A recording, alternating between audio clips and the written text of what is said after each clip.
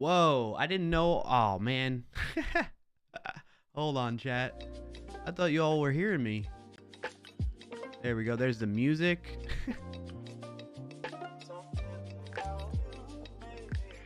Broadcast mix. But then there's also music.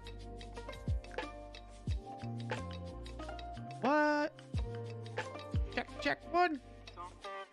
No. Do I normally? Hey, we're gonna go to me. Hey. Hi. Okay, the music normally goes through that mix, huh? Does it though?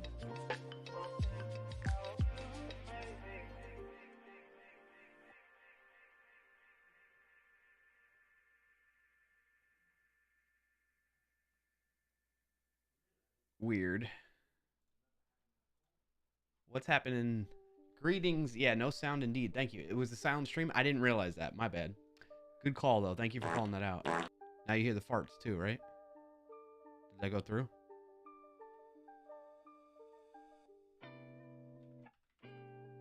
Yeah, that went through. But the visual's not working for some reason. Okay, cool. You've been talking for 15 minutes nonstop? I have not. I've been talking on and off. I was saying I was checking something with my work.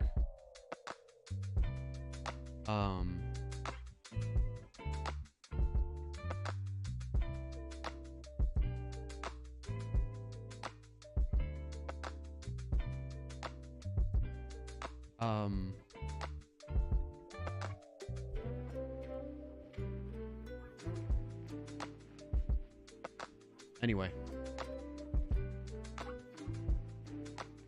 Checking work stuff. I'm all out of sorts today, chat. An ad is about to start? There's an ad running for 19.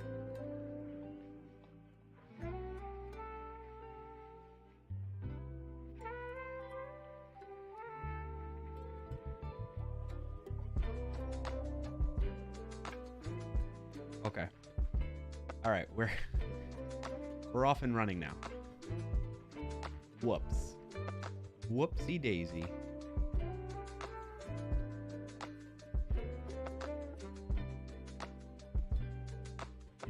Stream looks like it's pretty stable. I'm gonna check Inspector Gadget.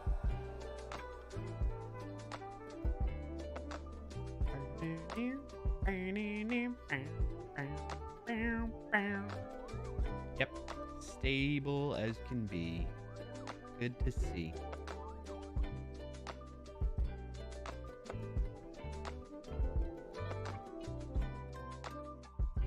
All right, chat. So, go close my door real quick.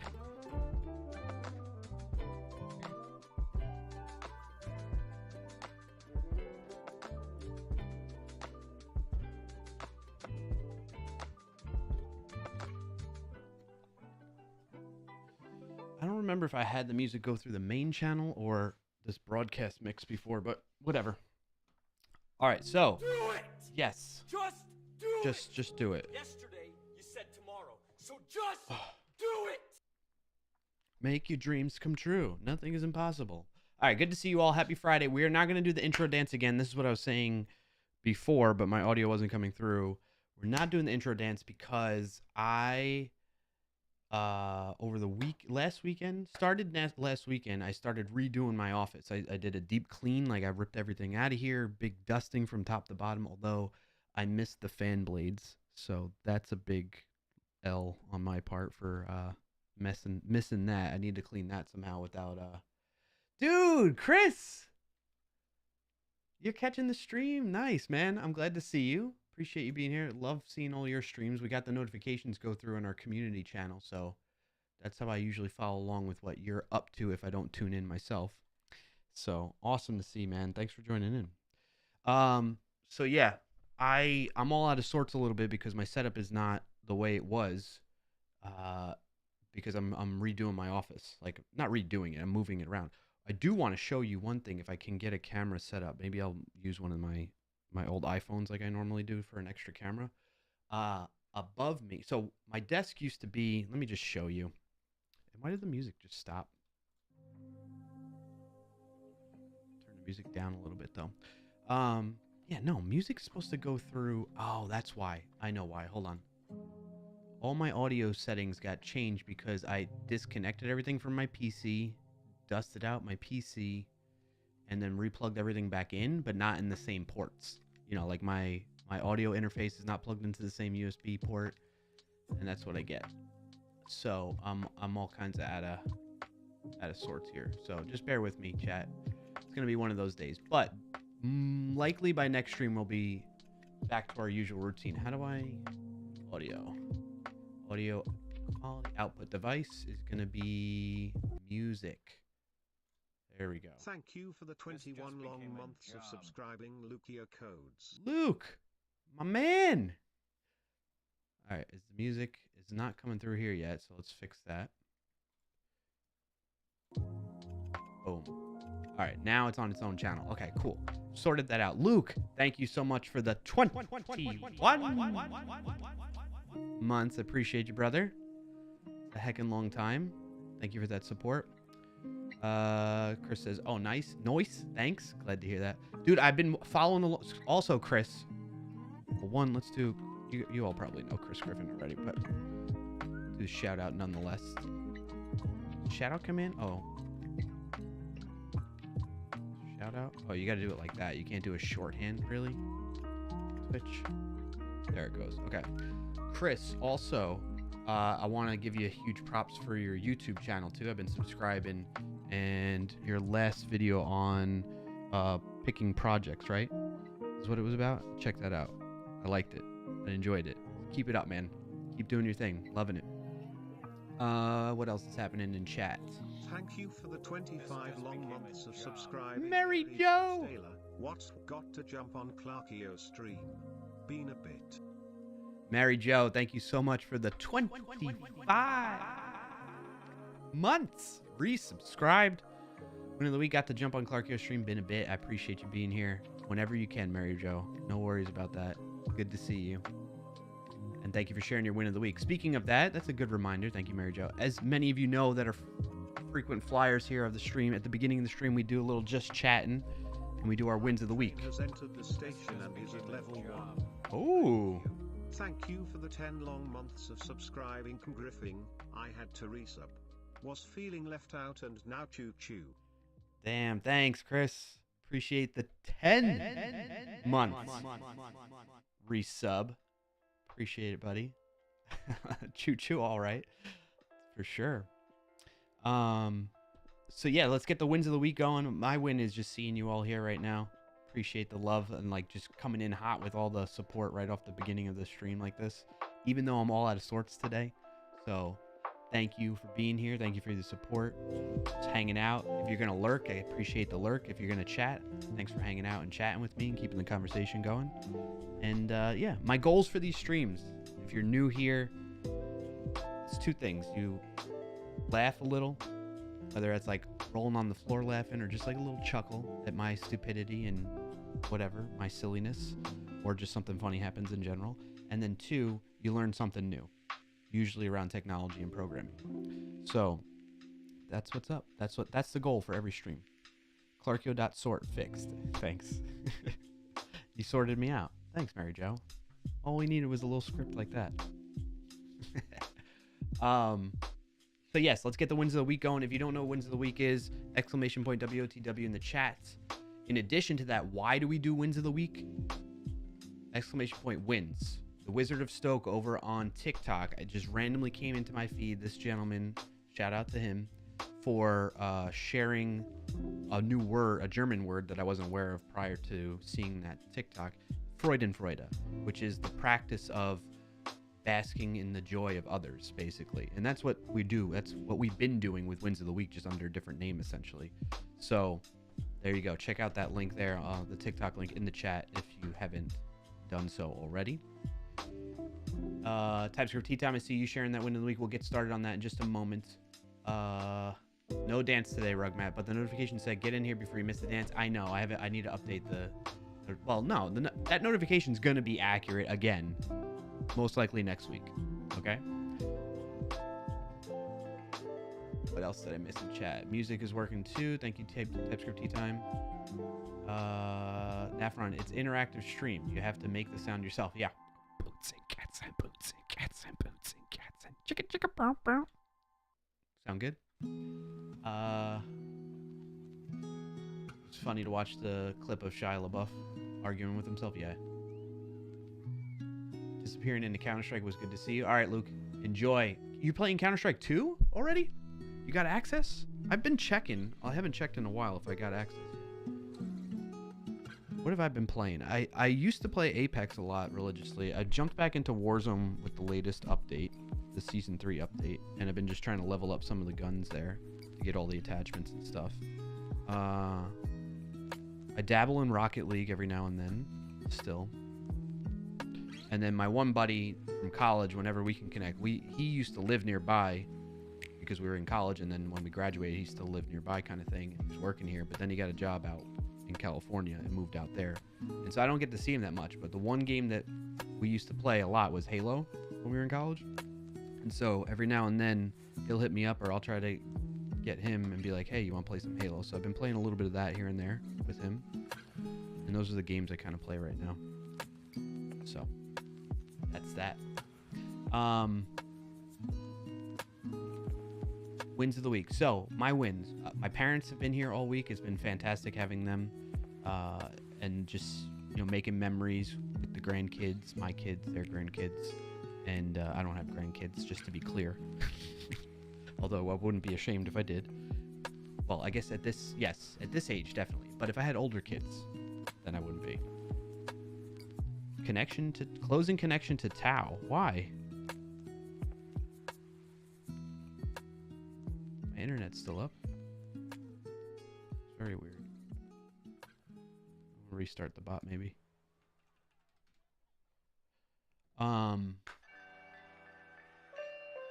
So yeah, great to have the family in town.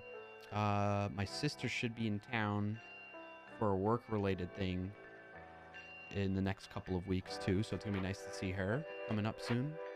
Haven't seen her in a while. Well, actually, I don't know when the last time I saw her.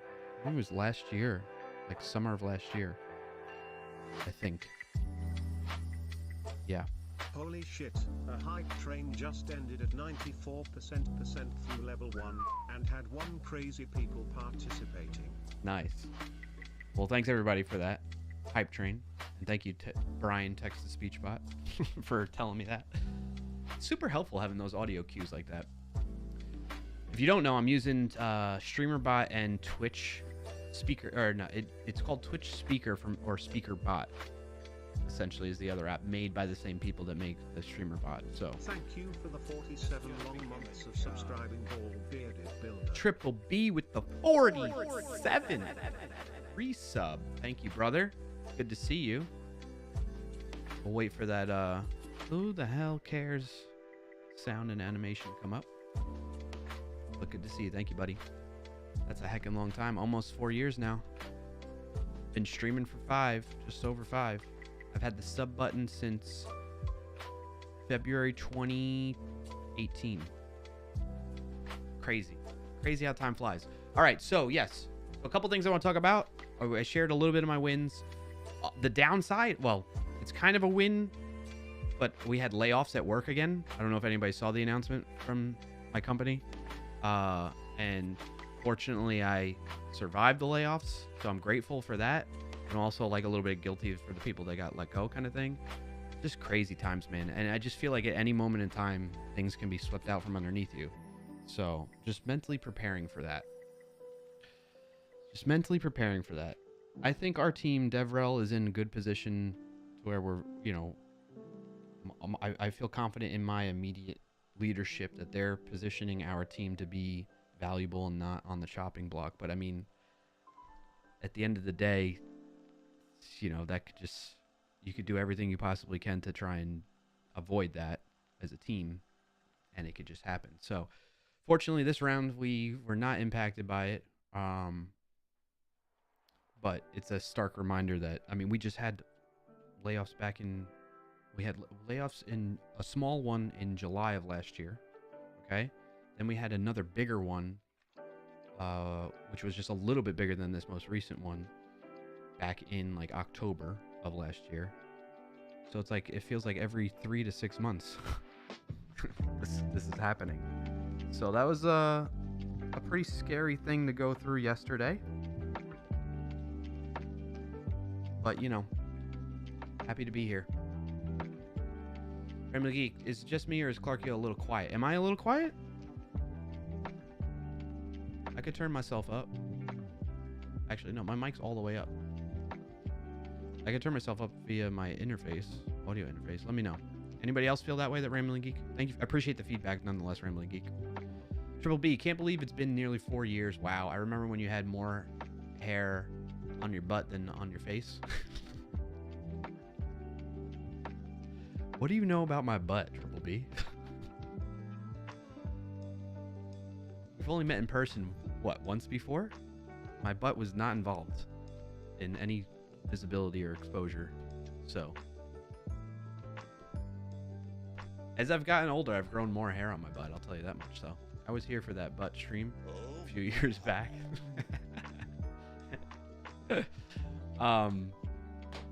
What were we talking about? My goodness, that threw me for a loop there, as usual. Can always count on Triple B to come in here and throw me for a loop off my game. Yeah. So those are my wins. Okay, what are your wins of the week? Please let me hear them. I wanna have a good start to the stream of many wins that I'm hearing from you all in the community. What's good stuff going on in your world? Let's do some Freud and Freuda. When you joined the Buttman army, yeah, Tim the Tapman. I am part of the Tapman army still, technically. Oh my on God, Twitch. There it is. Who the hell cares? I don't know who cares. I was just stating them. You know, we were talking about Buttman army, so that's why I brought that up. My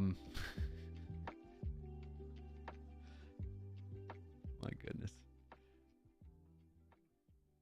What else is going on? All right, so I want to show you while I'm waiting to hear more of your wins of the week. Actually, let's. I know TypeScript Tea Time shared their win and Mary Just a Blur. Thank you for sharing your win so far, folks. TypeScript Tea Time's win of the week had a great work week. Things are moving in the right direction. Also, my stream topic this week was immediately useful at work the day after. That's awesome to hear. Congrats on that, and congrats, Mary Jo, on your win. Appreciate you sharing it. Rambling Geeks got a win of the week. I had to build a report for work. I planned it to take me a couple of days. I managed to duplicate it in half a day. That's awesome, dude. Congrats on that. Love to hear it. When things get done more efficiently than you expect. Am I still low for you, Rambling Geek? Let me see how I hear it to myself. I'm sounding loud and clear in my other laptop here. Check 1 2.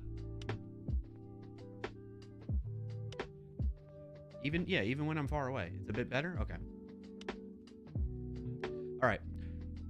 All good there. Thank you, Mary Jo, for confirming. All right, let me show you. I'm gonna have manually switch to just my non-green screen camera. So it doesn't seem like I've moved anything around, right? But when I go to here,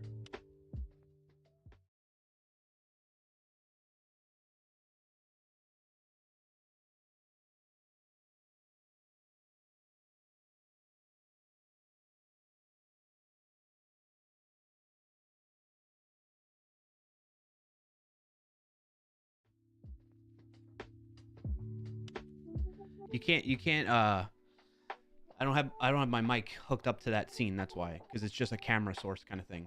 But that's basically what's up there. And then let me see if I can get this other camera loaded up real quick. And I'll show you from my phone what's going on here.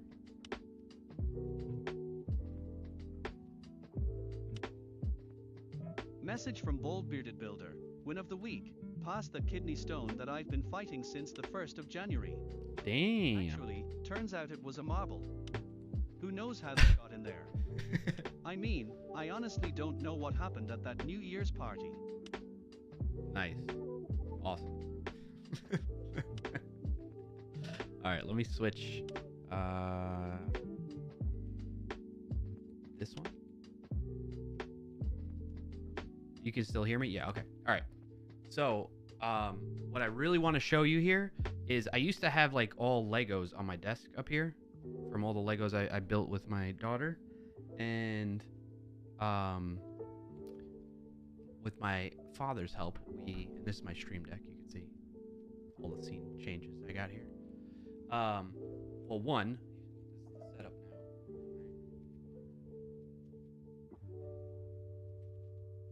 But two, check this out. Above me now.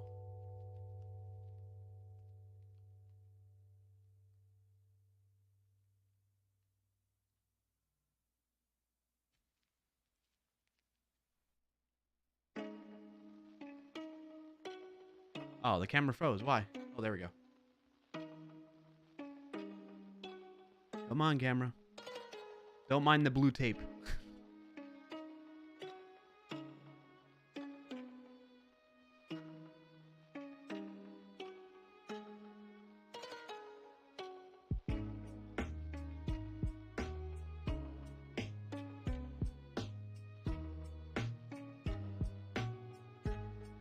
That's pretty cool though, right? A nice big shelf to hold all the Legos instead of them being on my desk. I hung some brackets just like that in my office this week. My PC is now hanging on the wall beside me. That's cool. That's what I need to figure out actually. So basically my desk, let me switch back to... I'm going to switch back to this camera. So my desk was turned this way. Okay, so I was like facing like this. I know it's kind of hard to tell with this, and it's disorienting with everything moving around so much. But now I've moved my desk against the wall, like this wall here. Normally this was to my left. Okay, so imagine rotating. The desk is my hand. Imagine it was like that across the room, and it would take up so much space in the room because it was just protruding out into the middle of it, right? And I just wanted to change things around, right? So I moved the desk up against the wall here. I wish this camera had a wider angle.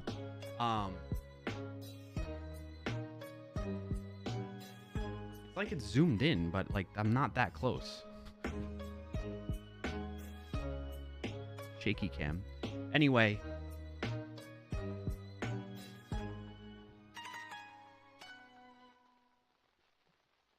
But then I moved, this is like where my main camera is in this teleprompter here. So I want to move, I think, and then my green screen is back up here. That's my usual green screen. Takes up the whole wall there, see? I'm going to show you real quick a mess. All right, this is the mess. It's on the other side of the office. Ready? Actually, hold on a minute.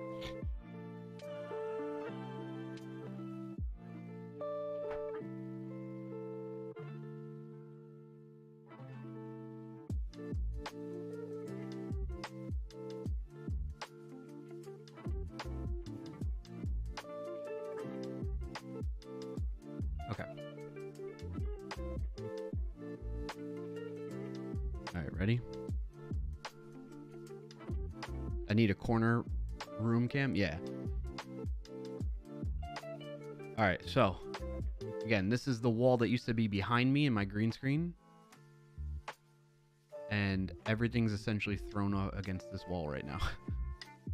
I have my shredder, a backpack, the hats, all the different hats I have. This camera. That's the camera that used to sit on top of my PC in that corner that's behind me now to get that wide angle like stadium view. You know, I would always say like, hey, in the nosebleed section, right? Okay. Then this is where one of the phone cameras used to sit on the shelf up in here to my side. Okay. And that's about it in terms of cameras that were... Oh, and then I used to put one camera on the floor, like in that corner where that camera is right there. It used to be on the floor, just on a little tripod thingy down there. So yeah, this is the thing I can't get rid of, this pink tub. It is filled with just all kinds of wires and stuff that I may or may not need. And then this is like more wires. But that laundry bin wasn't filled before. Like I did that as I was cleaning out my office here.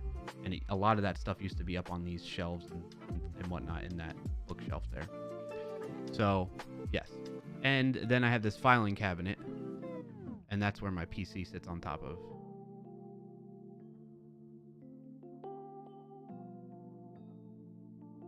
So, that used to be in this corner to my right. Over there. You dig?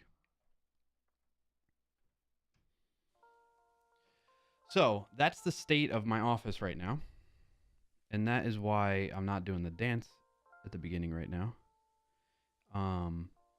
Plus all my wiring for things are just off. But working on it. So hopefully my plan is by next stream to have all this sorted out and cleaned up better. Because I'll have the weekend to help find time for that. Alright, that out of the way. What else is going on? My parents are leaving today, unfortunately. They're doing the drive back tonight. So we're gonna have to say bye to them. That's like sad thing of today. But we had a lot of awesome time with them. What else did we do? We went to... Where'd we go? We had some friends that have this thing called a petty bike. Have you heard of a petty bike before? It's a friend of a friend. Like my wife's sister's friend basically has this thing for some reason. Let me see if I can find an image. Google. It's images, right? Images. They called it a petty bike? No, that's not it. It's basically like a dual... It's 4 wheels bike, and there's like 2 sets of pedals. My wife and daughter love them, the petty bikes. So why isn't there a good picture of them here? What do you normally call them? How do you spell it? Is it P-E-D-D and not P-E-T-T? Petty bike? Yes. Okay, maybe that's why. Dang, these people must have paid a pretty penny for that.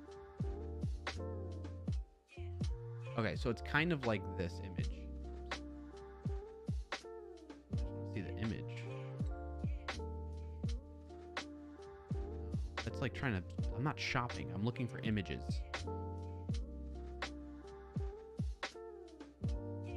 Everything's a shopping link. What do you call that? Quadricycle.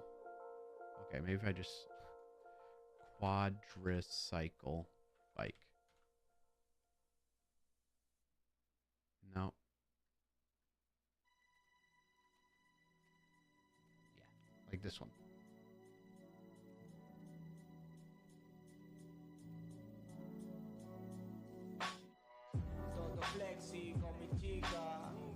Apparently it's like $3,000.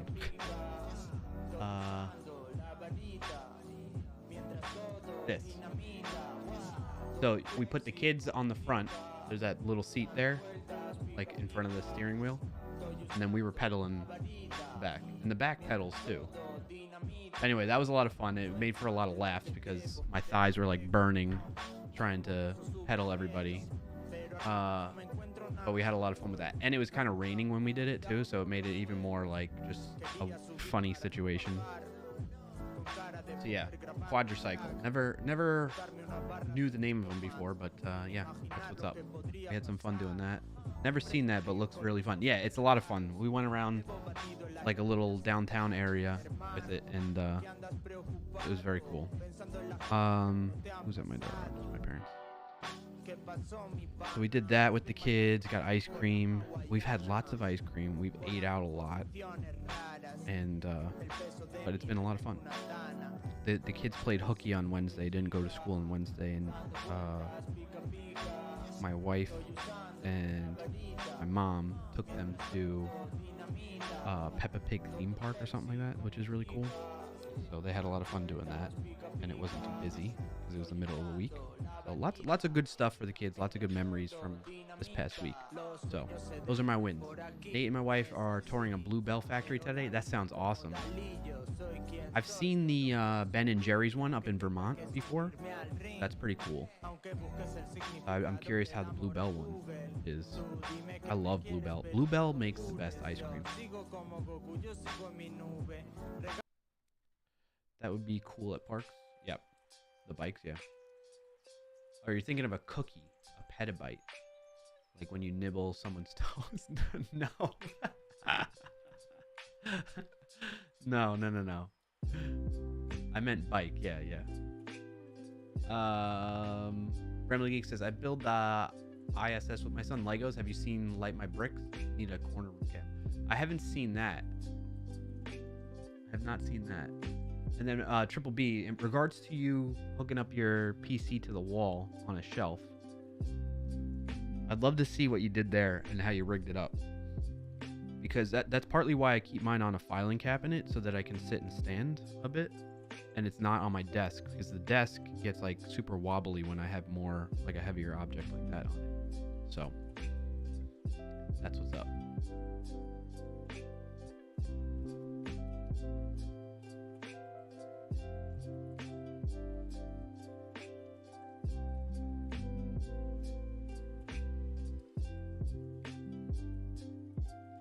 All right, so in regards to the PC build stuff that I put in there, I'm gonna hold, because the layoffs kind of scared me a bit. I'm gonna hold off a little bit on buying a PC right now for that reason, but also because I want to wait for some stuff to get in stock that I want. I really want this case. I love the way it looks. The NZXT H9 series. It's just the elite one. It looks beautiful. But they're like sold out of like a lot of their stuff. Like apparently they make motherboards too, like that. I love the white aesthetic of a PC build, and mine's pretty much like that. Like has that white aesthetic, but a little bit more chroma. What is it? Chroma keyed? No, not chroma keyed. Chroma. Where it's black and white basically. An ad is about to start in 5,000. I know. I dig the case a lot too. There's an ad running for I kind of want their motherboard too, because it fits the aesthetic nice, but they're sold out of all that, so all their builds that NZXT does, which I'm a big fan of NZXT. I just like the way their PC builds look and everything like that, and they have pretty good performance. And price wise, as I showed last stream, I think it was last stream we went through a PC build or so, they're not like overcharging for components really. So for $100 for them to put it together without me having to go through the headache of putting it together, minus the chance to stream myself doing a PC build, I'm okay with that. The other option is I can have them send me I can just buy the components from them potentially, but I don't really want to go down that. Ramley says, since you started this, I want a board with USB ports, lots of USB ports. Yeah, Ramley Geek, I hear you. What do you need? How many USB ports do you think you need though? So for me, with all, like, I'm assuming you're talking about like me with all the cameras. I only use typically one USB port for that one webcam, my original webcam that I used to use for streaming, the Logitech C920. And then right now I'm using one for the Magewell HDMI to USB capture card for this camera right now. So, but I will move to the Camlink Pro once I get a new PC that can handle it. N+1, yeah, 15. You need 15 ports. Chris Griffin, you will want to get extra PCI boards. USB shares a bus, and too many ports can overload a single bus. PCI cards get their own bus. Okay, yep.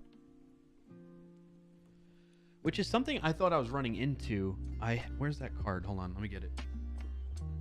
I think I put it in that cabinet.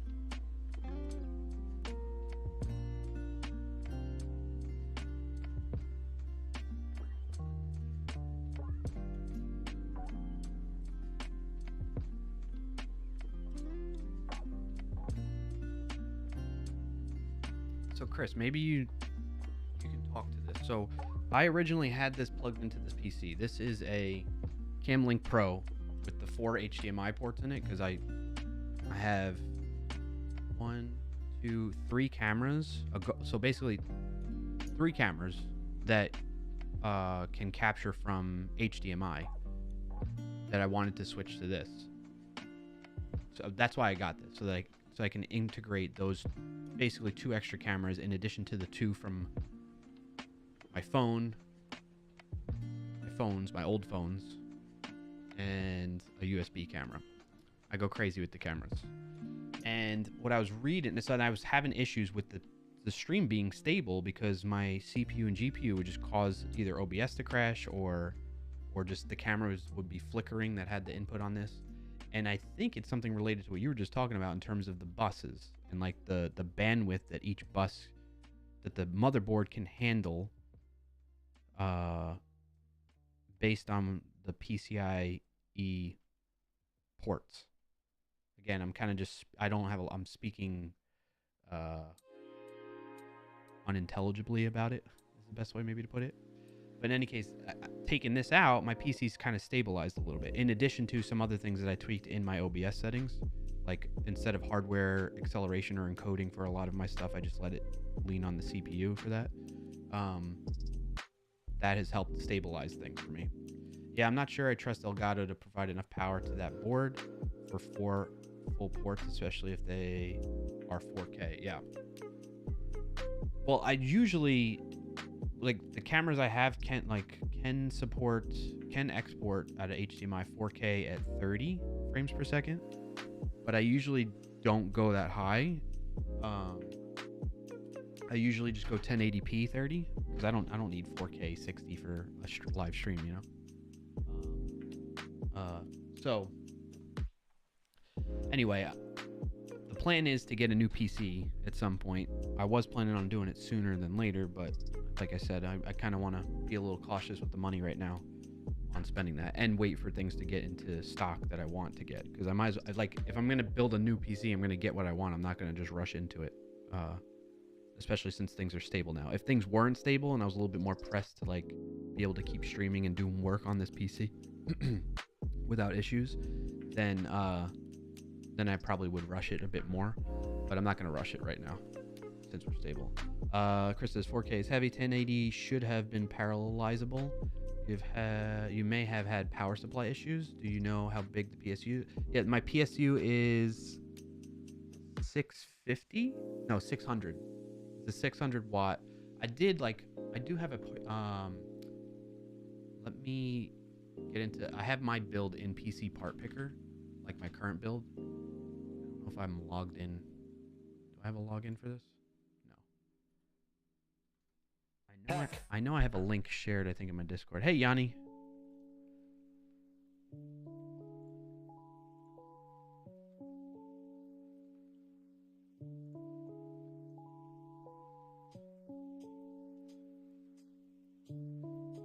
Is this me?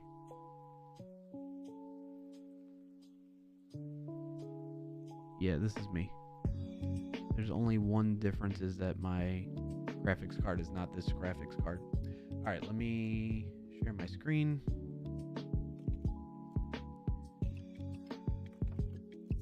All right, so this is my current PC build that I'm streaming off of. I built it back in like 2017, 2018. It's 2018. We looked at the video of it. It's an i7 7700K, 4.2 gigahertz, only 4 cores. I say only like that's a bad thing, but like compared to what's available today, like that's part of my bottleneck for the things that I'm doing nowadays. And then yes, it is a 600 watt PSU that's supporting it all. Now, according to this though, I'm getting to my limit. If you look at the top there, estimated wattage that's used by all these components, not including, you know, what I was plugging into the USBs and whatnot, 554 watts. So I'm right at the limit of that power supply unit, and that could definitely be part of the bottleneck. Like you said, it isn't massive. Well rated 800 or more is usually worth the price, especially with graphics cards chewing up so much these days. Yeah, you want to have some overhead available for bursting. Yeah. So that very well could be part of what was my problem. I wonder though if this video card here, can I duplicate this?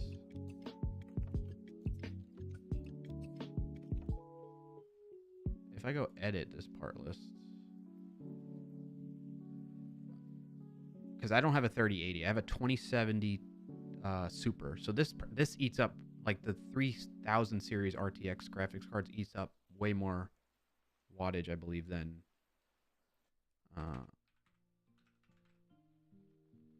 this is what I got here. And that uses, does it tell you the wattage it uses?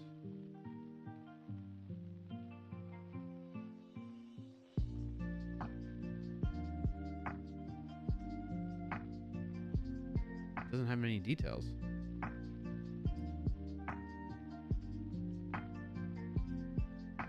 Oh, 215. All right, and what did I have before? This one uses up 320. So I'm saving like 100 watts there.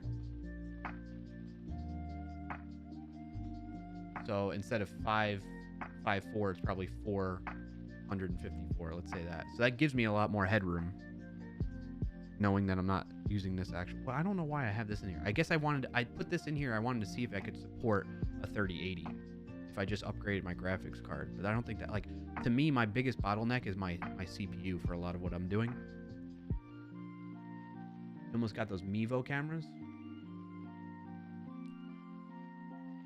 I'm not sure why I have this graphics card in here. Do I have another build somewhere? I thought I did.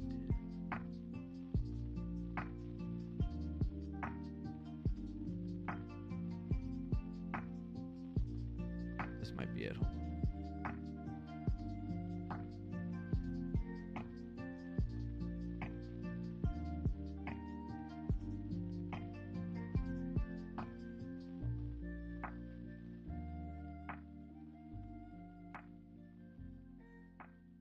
That's what it was.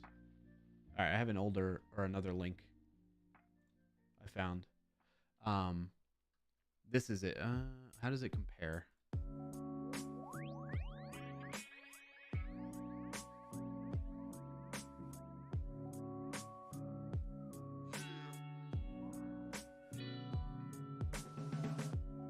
Edit this part list.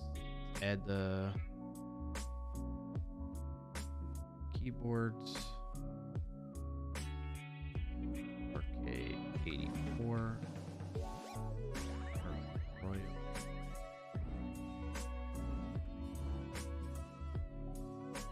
I don't have the 84 in here? I thought I had it.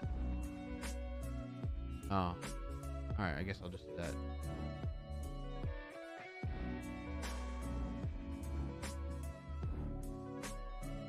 And so the reason I'm putting, did that update? That updated the wattage, right? Does that contribute to the wattage? No, it doesn't tell. Yeah, because it has no way of really telling, I guess. Alright, so I don't really need to add that to the list. But I thought it would, like, somehow calculate the wattage usage.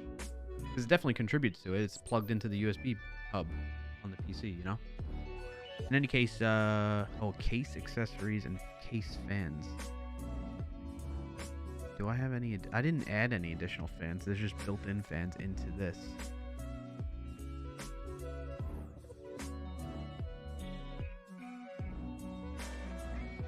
Yeah, it just has those two fans in it. Let me see.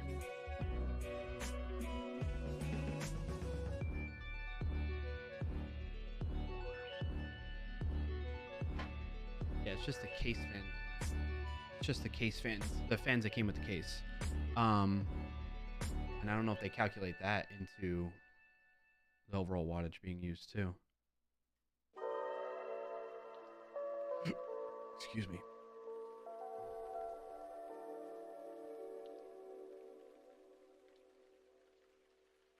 I mean, back in 2018, this was a banging PC. Still is. Still is. It just doesn't compete with the latest and greatest, obviously. I wonder if there's a way to tell. Maybe if I go to NZXT. S340.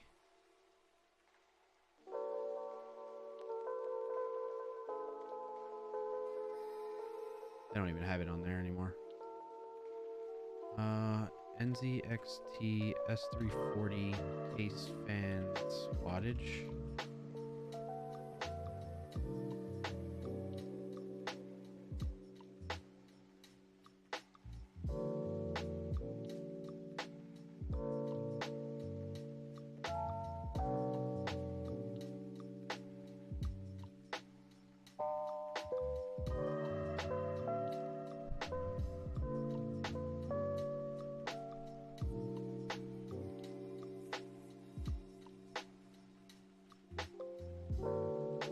This doesn't say anything about watts.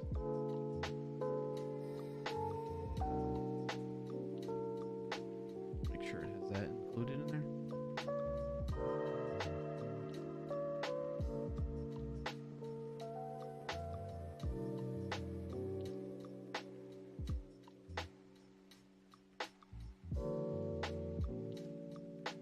I don't know how much is. What we could do is we can come in here. We could check out their. What did they say? They're 144. Data come- would like to stretch together. You want to stretch? We can stretch. Give me just a moment on that. So they're 120 millimeter fans. So if I go with their F series. And we look at like this. Look at the specs on it.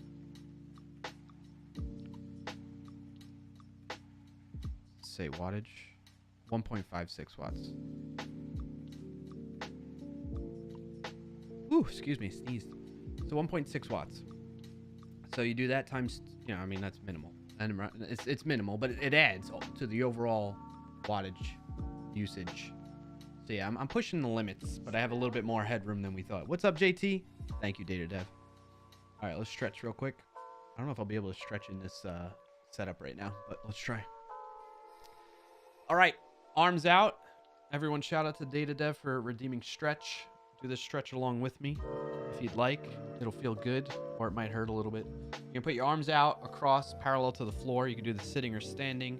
You want to move them back behind you just a little bit, slightly. You'll start feeling a little bit tension in your chest and shoulders, right? And then you're gonna clasp your fingers into your hand like this. You're gonna do thumbs up, okay? While your arms are bent backwards, and then you're gonna rotate your thumbs down because it doesn't always feel great, but it feels good at the end. Rotate them down, rotate them back up, rotate them down, and rotate them back up. Thanks for the raid, James Quick, and welcome you 17 lovely people. Oh, stretch that out a little bit. Shake it out, shake it out, shake it out. James, thank you for the raid, buddy. Appreciate you. We're in the middle of a stretch, thanks to Data Dov.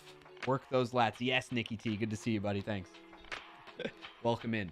We're going to go hands back to back. This is for carpal tunnel. Again, we're doing this stretch thanks to Data Dev, who redeemed the channel point redemption. Hands back to back. Push towards each other like you're putting the pressure into each arm, but back of your hands, and bend at the wrist a little bit and hold that. It's good. It's good for carpal tunnel a little bit.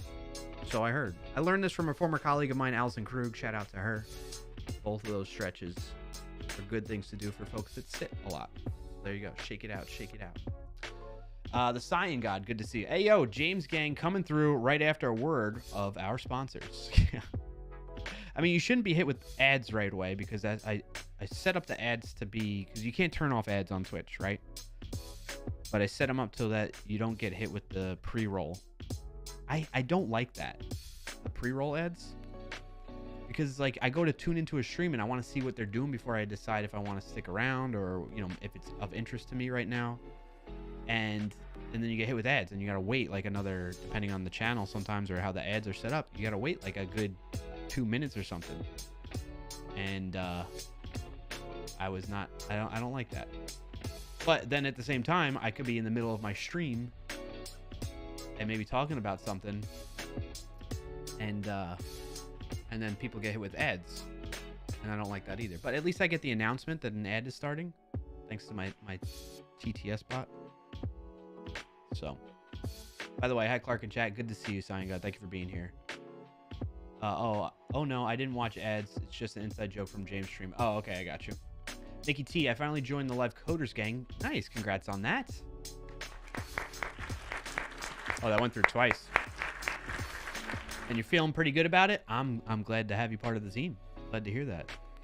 What's up, James? What's up, y'all? Got to go get lunch now. All right, James, enjoy. Totally understand, man. Thank you for the raid. Appreciate you, brother. Have a good rest of your Friday and weekend. Enjoy your lunch. Huggins, or we all get hit in the middle of words with friends. That's true, too.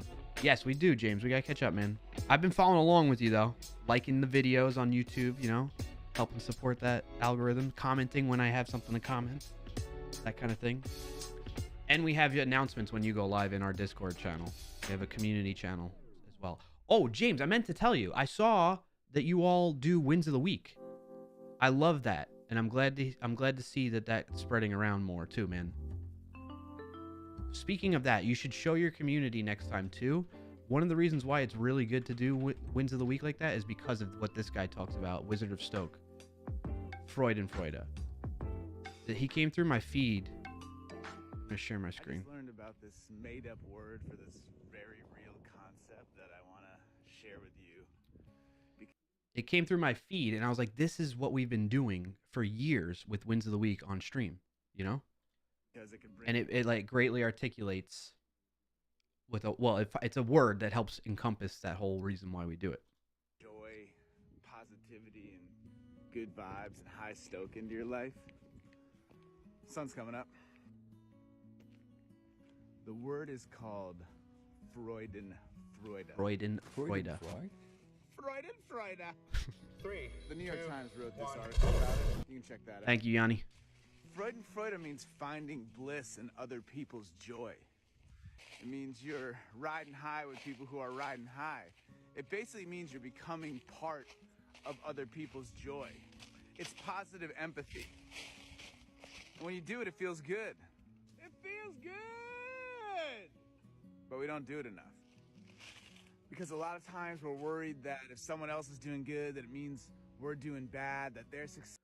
James says, "Yeah, definitely inspired from yours, dude." I mean, I didn't come up with it. Like, it's not an original idea or anything like that. That you need to be like, "Oh yeah." But I appreciate. I'm glad to hear that it's spreading. Is basically my input on it, man. And I do encourage you to share this with your community. Our failure. This guy. Sometimes it's easier to Or feel just the good word Freudenfreude. 3, 2, 1. when people feel bad. Thanks, Nikki T. That's a real word called Schadenfreude.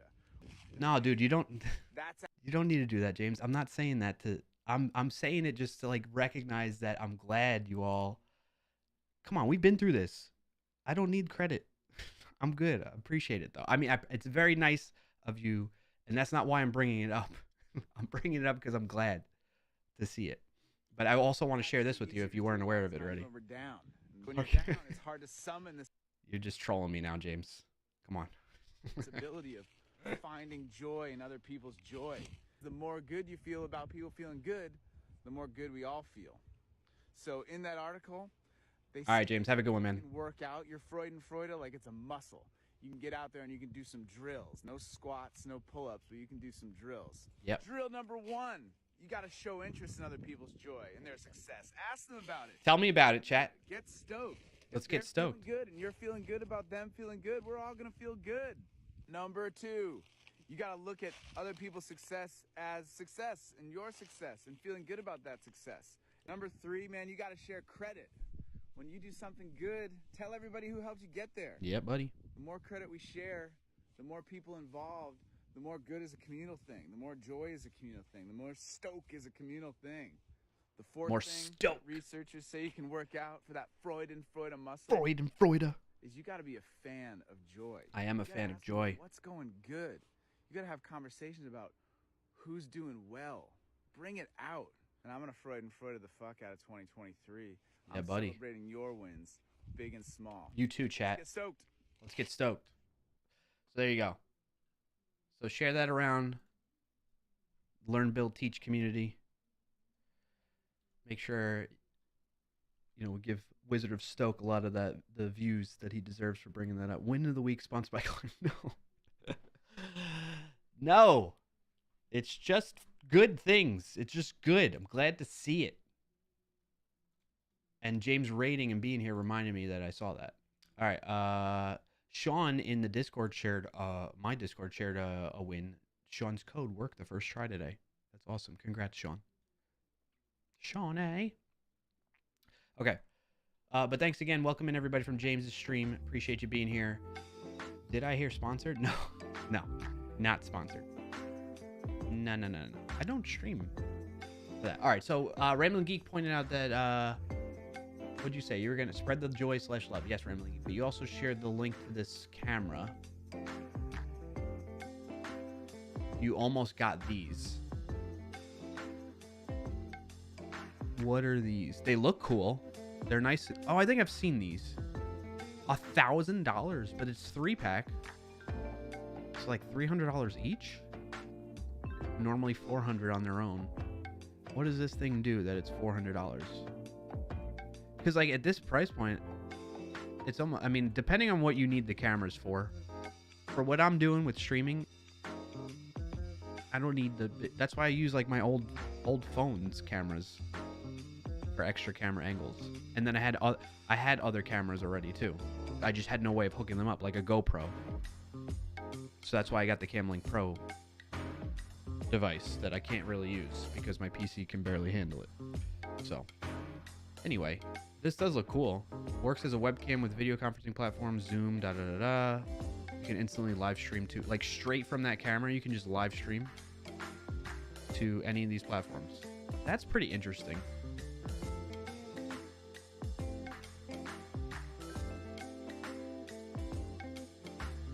All right, catching up on some chat really quick. Then we'll get into Wordle and words on stream. Final, I'll call it Clarkio's wins of the week. Wins of the WOTM says Nikki T. What's like wins of the month? Yeah. Yep, and use an iPad to switch camera / view. That's interesting. Rambling Geek, very interesting. That'd be pretty good for like a mobile setup, like if you're away from your home. RTMP into OBS. Oh. Cyan God says, I got a question. I asked on James' stream, but I'd love more feedback about it. Sure, yeah, go hit me with it, Cyan God. Meant to write wins of the week, TM. Oh, I got you. I got you, Nikki T. I forgot. What was James up to today? Let me see in my Discord announcements. He was... Oh, it was the Compressed FM Q&A. Nice. Yeah, Fridays are Compressed FM recordings, right?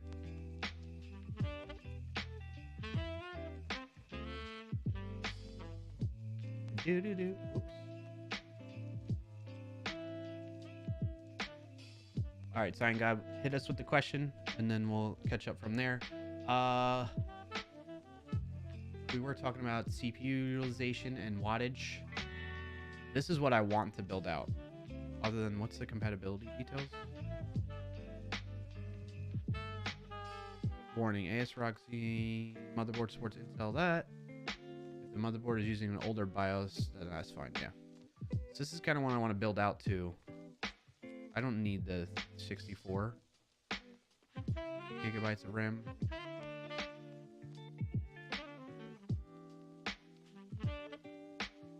And I don't want that case. I mean, this is a nice case, the NZXT H7 Elite, but I really like the H9 series. Looks beautiful. For those of you that are just tuning in, this is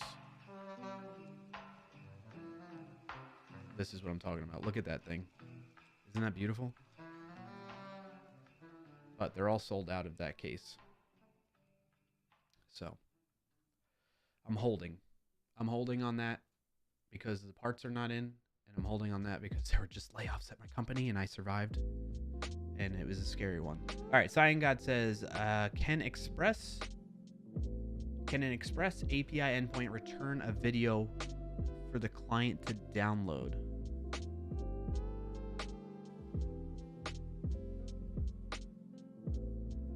Can Express API endpoint return? So like you're a client, you say, get me a video, and you make a request to the API. What the API is going to send back, I've never done that, but my understanding is it'll send a stream of the file to the browser, which the browser will then like download. That's why like when you see something like, you know, on any other website you go to download like an image or something like that, you'll see your little progress bar in the browser, right? So it'll probably behave like that, is my understanding, Sign Guy. But I personally don't have experience doing that myself, or writing code around file handling and transfers. It's been a while. I think last time I did anything like that, honestly, was when I was in college and I was building out like a little side project for college, and I think I did like, no, I didn't think I hand wrote it either. I think I was using some type of PHP like template. So, but in any case, that's how I think, I believe, with my, like very little bit of knowledge around that aspect of Node and everything. But in general, let's look it up. Or even better yet, we can ask ChatGPT. How about that? Hey YouTube, it's me, TJ DeVries. Hey, TJ DeVries. Oh, that's the I think Exegete shared that link with me last stream, because we were talking about Vim and NeoVim, and TJ does a lot of NeoVim stuff. And personal development environment is this video that you just heard running in the background there. All right, so ChatGPT, create a new conversation, and we're going to ask it about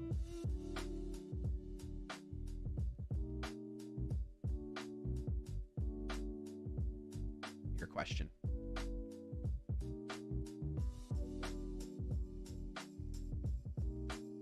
It's just that I don't know what type to search about. Yeah. Well, let's see what ChatGPT says. I don't mind going off on this tangent real quick. Move this towards the center of the screen so you can see it better. All right. So we want to know. So we're gonna say you gotta I've been learning a little bit more about how to best to prompt ChatGPT instead of just saying blah like a Google search I would normally do. So we're gonna say you're an expert in web development. An ad is about to start in 5,000 milliseconds. Don't worry, I'll wait until the ad's over. There's an ad running for 90.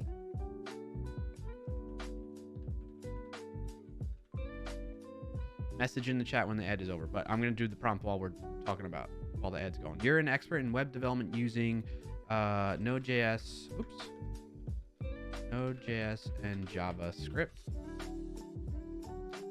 You specifically have a ton of experience building out applications that handle files, and especially video type files. How would you teach me to code an app that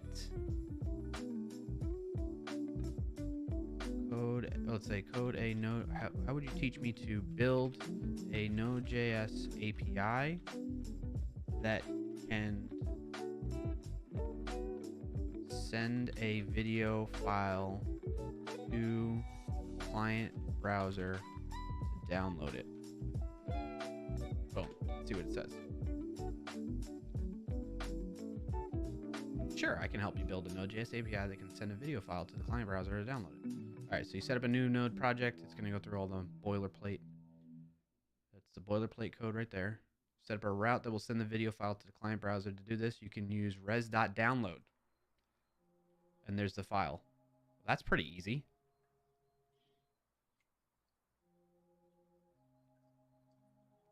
All right, sign guide. This is what happened. I asked ChatGPT. I told it it's an expert web development using Node.js and JavaScript. It has a ton of experience building out applications that handle files, especially video type files. How would you teach me to build a Node.js API that can send a video file to the client browser to download it? So build out the boilerplate Node.js app, right? Which I'm sure you're probably familiar with. I'm assuming you are. If you're not, we can go over that. And then you just use this res.download with it from Express. Replace path to the video file to the actual path to your file. And then you send a request to that, a GET request. That's it. That's pretty easy. I didn't know that. Today I learned res.download. Thanks, ChatGPT. Hope that helps. Thanks for the question. I'm gonna probably clip that. Clip that and post it somewhere. Post it on social.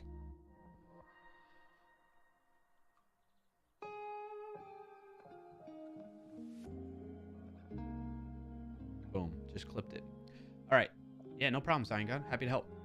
All right, let's do the Wordle. If you've never seen me play Wordle before, it's a word game, or you heard about it and just never played it, don't understand it, I'll explain it along the way. Essentially, you get 6 tries to guess a 5-letter word. It's a new 5-letter word every day. And we have fun as a community sharing our results to see who guessed it in the least number of tries possible. I always start with farts as my first guess. And what we learned here is that F is in the word but in the incorrect position. A, R, and S are not, and the T is in the word but in the incorrect position. So it's a word with a T and an F in it.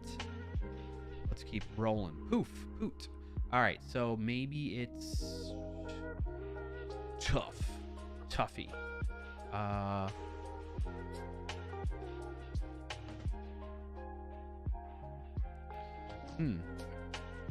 Something like loft, soft. All right, well, we know S is not in it, but like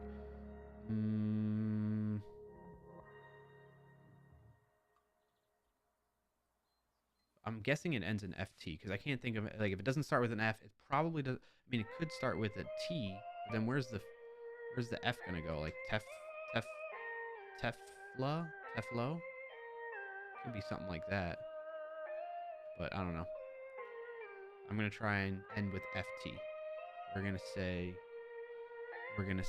it is, oh, like a gift.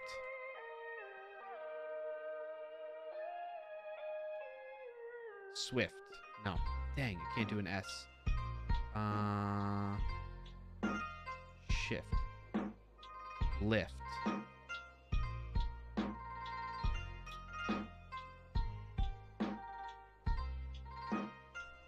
Maybe it doesn't end in FT. I can't think of any other words. Mouth.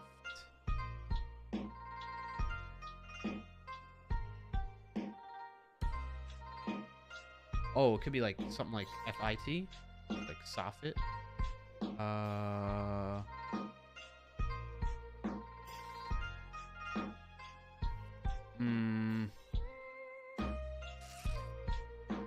Chat, I'm ignoring you. I see things moving around in my peripheral vision here, but I'm going to ignore you because I don't want it to spoil the guess or get ideas from you, because that would be cheating. Is it...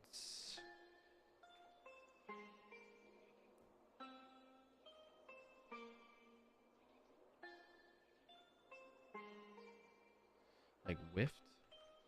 Is that even a word? That is a word, apparently. Oh, what a second guess. Okay.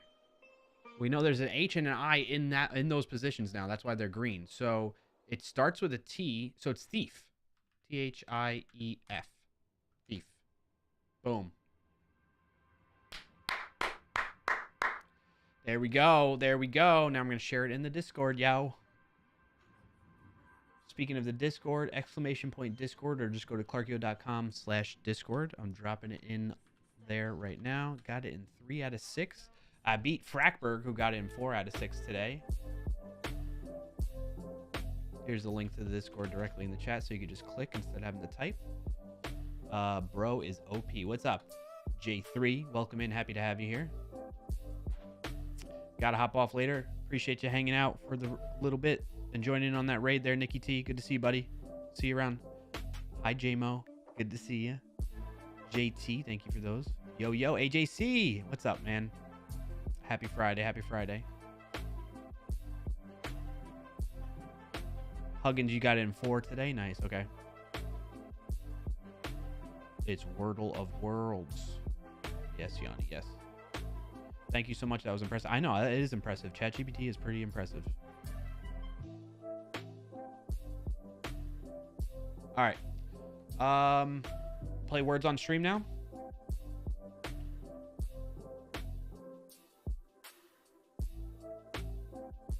Do words on stream, and then the open source work that I want to do should be fairly brief. I've had a lot of people been asking me about over the like past several months about that web browser extension that I have, the Azure Mask one. Need to get myself a rubber duck.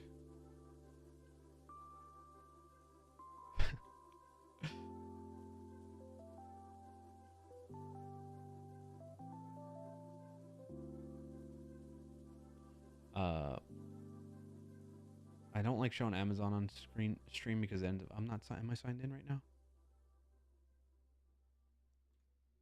Oh, I'm not signed into the UK version. But it tends to show like zip code and shit like that on screen, and I don't want to do that. So, but that looks cool. Remley Geek. Huggins says I play my Friday lunches around words on stream. Let's go. Okay, that's good to know, Huggins. Let's play it. Hold on, let me get it started here.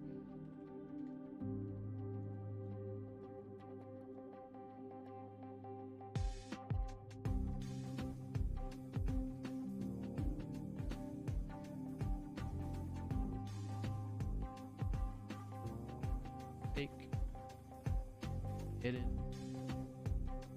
All right, if you've never played words on stream, don't worry. You basically just, you're going to get a bunch of letters on the screen, and then you type the words directly into the chat for your guesses. We work as a team, okay, to try and get to the highest level possible. The highest we've done was level 28. That's with me using an anagram solver, kind of cheating, which apparently some of you do the same thing. I didn't know that. Level 27 without me cheating with an anagram solver. So, let's play it.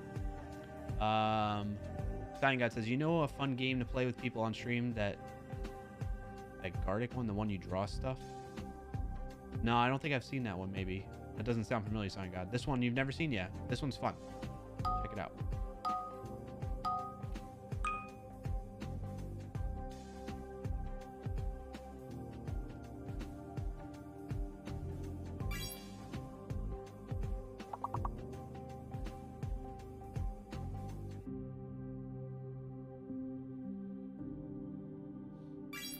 Checking on work there. There you go. You see how? Hey, Ian Douglas, good to see you. So you all get the idea. Type your guesses into the chat. Yeah, there you go, Cyan God. And then you get points.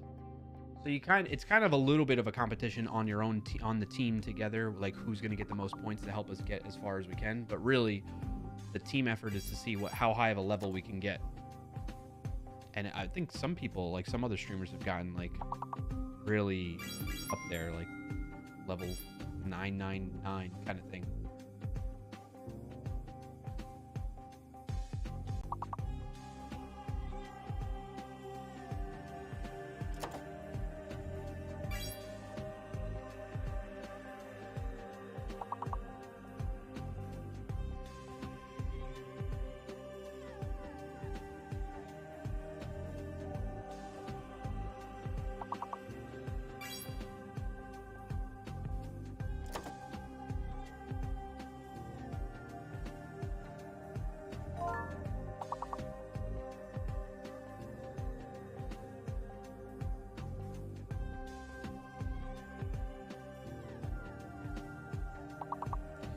All right, we got one more 4-letter word alphabetically after tire. So that's the other thing to note with these words that we've already seen guessed correctly. It's alphabetically in alphabetical order. Then we have 5-letter words, crick and trick. But rounds over. Good job, chat. Going to the next level at least.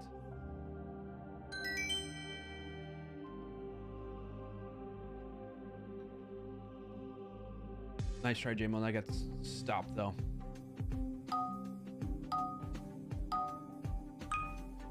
All right. What's another word here? This is directly integrated with Twitch chat? Yeah.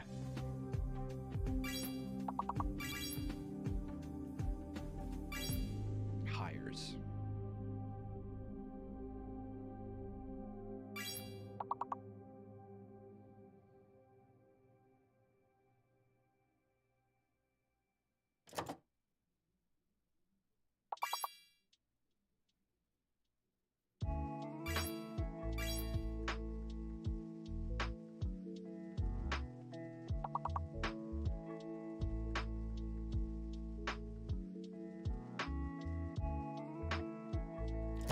What is that 6-7 letter word?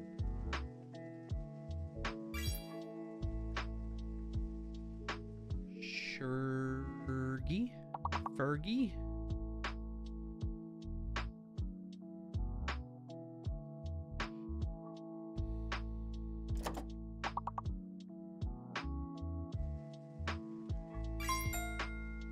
There we go. Oh, gray fish. Nice job, Chris.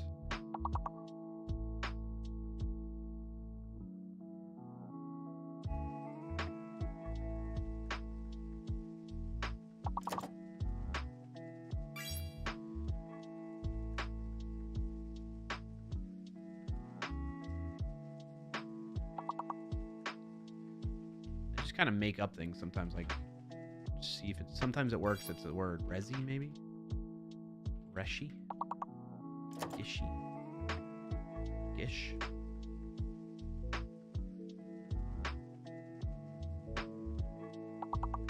Graze. No.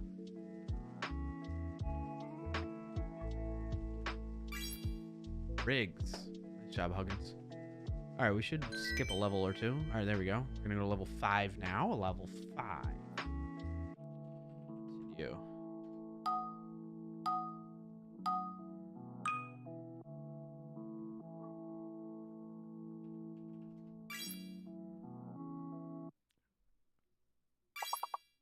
Bagger. Nice, Yanni. Garage, J. Walter. Good job. Brag, okay.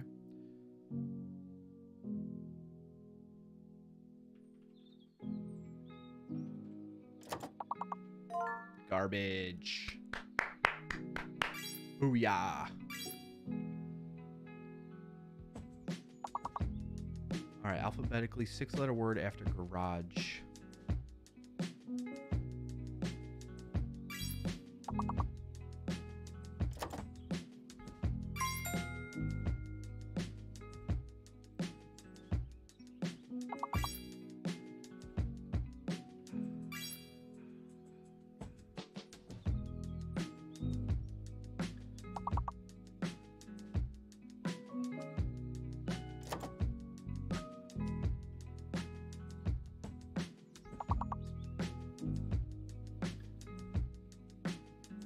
What could it be?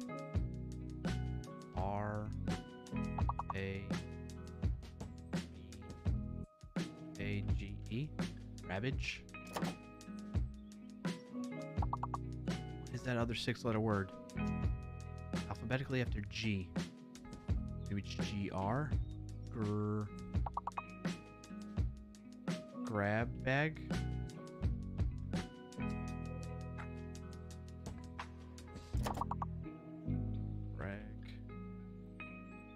Garb. Okay, that's a word. What's up, Essie man? Good to see you again. Ray.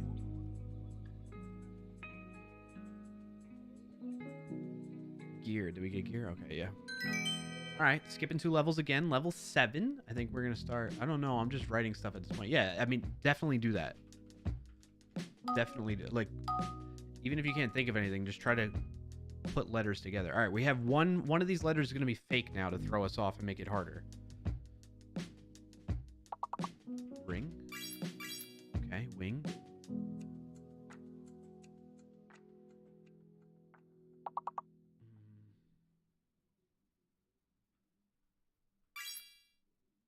Grin.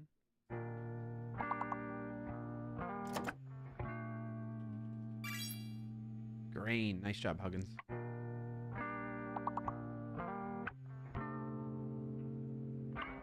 What's the fake letter? Is it U? Have we tried a word with U in it? Or W? We got W. We got A, I. We haven't tried U yet. Warned. Okay. That worked.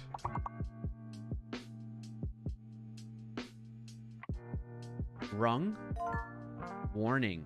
Nice job, Jay Walter. I think U is fake. U has got to be fake. Yeah, rung should have worked. Hey, what's up, Frank? Good to see you, bud.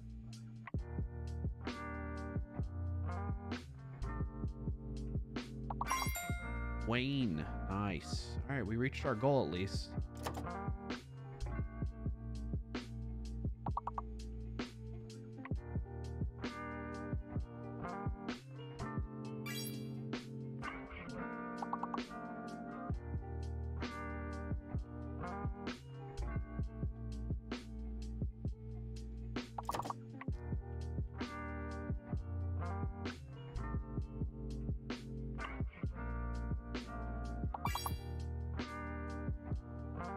Like Grant, I just threw that out there.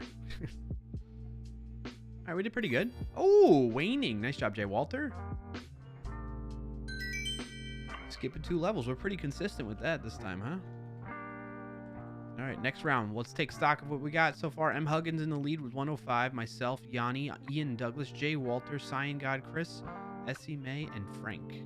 Appreciate everybody working together on this one. All right.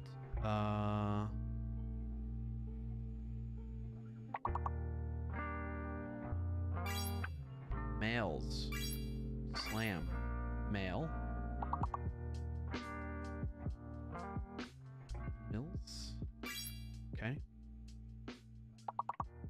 This is going to be a hard one, I think. What level are we on? Level 9, yeah. Slim. I'm guessing Z is fake.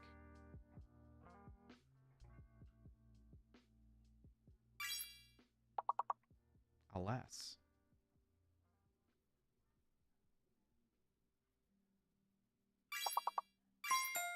Oh, Jay Walter, you beat me to it. Ames was going to be my next one.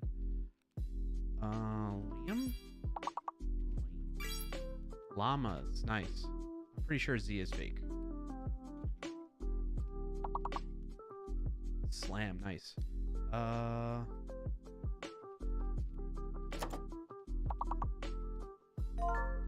Salami.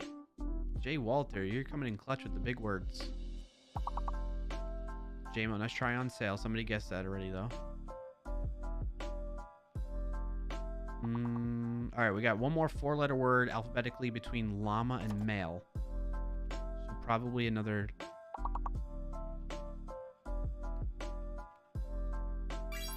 Lambs. Nice, Yanni. All right, now 5-letter word.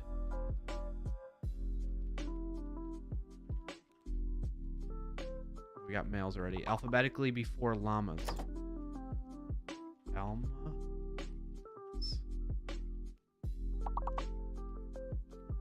Asthma.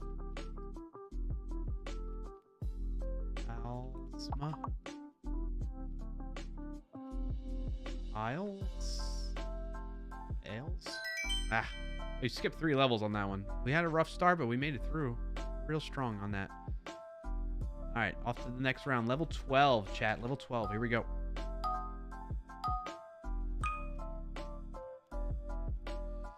Ooh, ready. Oh, one of those is fake. Ooh, what's fake?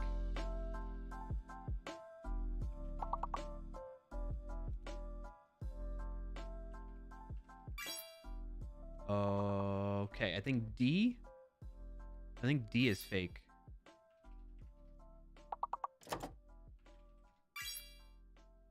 I think D is fake. I'm pretty sure D is fake. Yep. Nice job, Huggins and Cyan God. Cyan God getting nearly the big word. D is fake. Yep. I'm locked right now.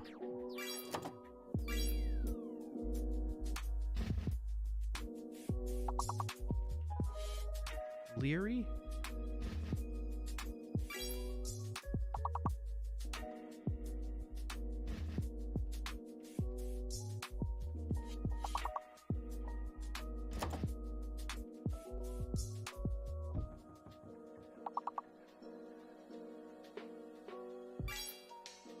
Earl.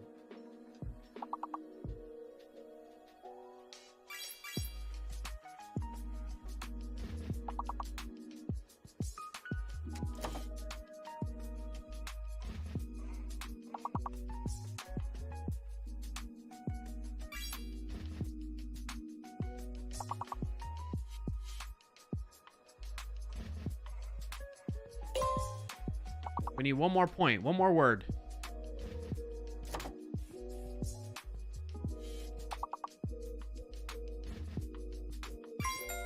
Nice. Rely, Yanni. Pushing us over the goal. Layer. Welcome to my lair. Well done, chat. We're going to level 13. Big shout out to the team right here. Huggins leading the way. Yanni taking second place for me now. Good to see. Love to see it. then J. Walter, Ian Douglas, Cyan God, SC May, and Chris F. Pacheros, and JT. Continue on. Level 13. Here we come. Lucky number 13. Oh, now we got fake and hidden. Chore. Coal. Okay. Coral. Nice. Orca. All right. Gotta figure out what this. So H is fake, right? H is fake, but we gotta figure out the hidden letter. Maybe it's orcas. No S. Carol and corral.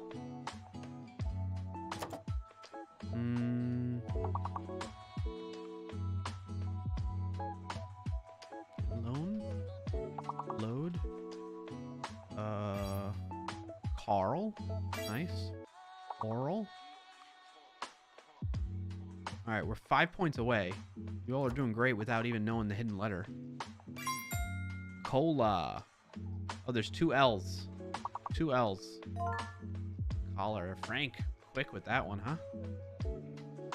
Well done, chat. Now we're just icing on the top. Skipping more levels. Call. Boom. One more 4-letter word alphabetically after orca. Lola. Roll. Well done, well done. Now alphabetically 5-letter word after coral.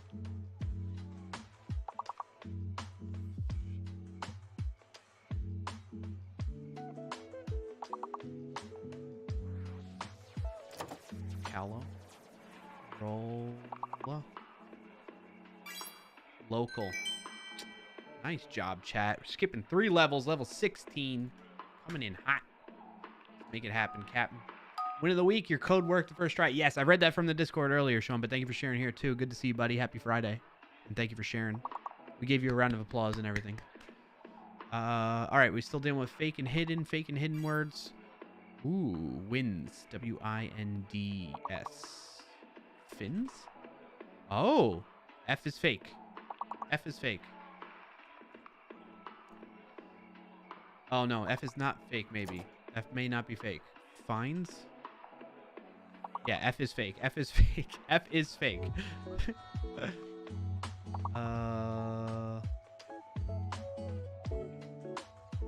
Wish. Wishy? Washy? Dishes? Dishy? Windy? Yeah, trying to find this hidden letter. Oh, wands. W-A. A is hidden. A is hidden. Nice job, Yanni. A is hidden. A is hidden.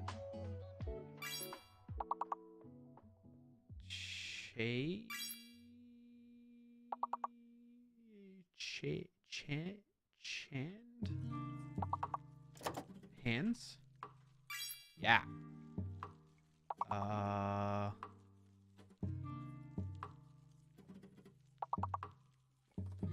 Wayne?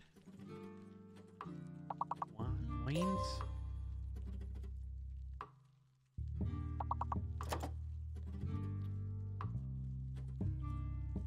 This is hard. Oh, we're struggling, chat. This is gonna be hard. Just throw out random words.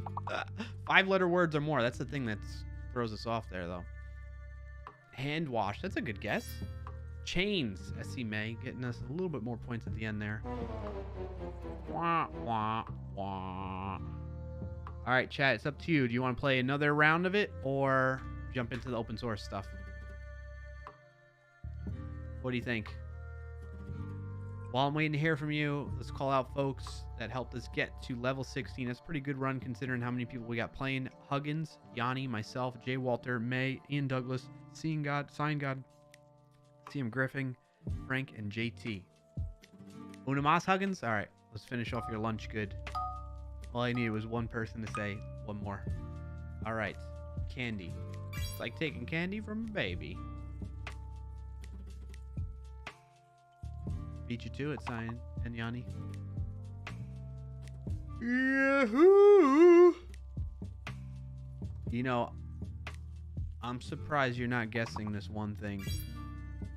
I'm gonna get. Nice job, JMO. You got main. Cyan. How did you not guess cyan? How did you not? Like, that should have been your first guess. Nice job, Chris. Dynamic, the big word.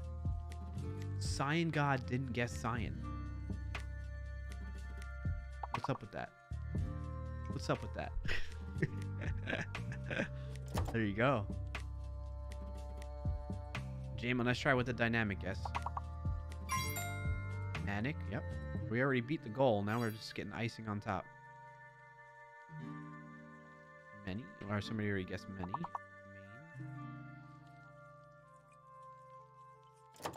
Main. Mincy? Mincy, made. Nice, good guess.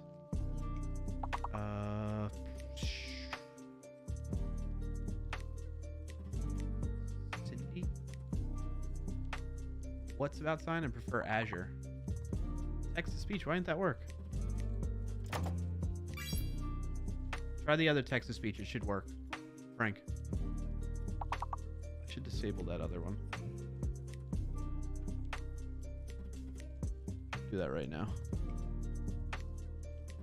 Turn that one off. Leave that one on.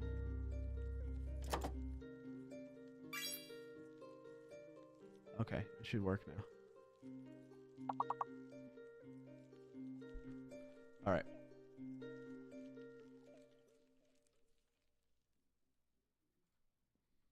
An ad is about to start in 5 Oh no, an ad. seconds. Bucheros says, what's about cyan? I prefer Azure. There's an ad running for 90. Alright, I'm gonna let this, before I continue, I'm gonna let it roll. Since the ad is rolling right now.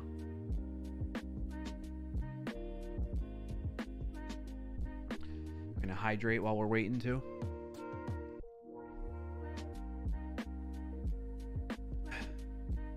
Janice Q7 says, so cyan dynamic.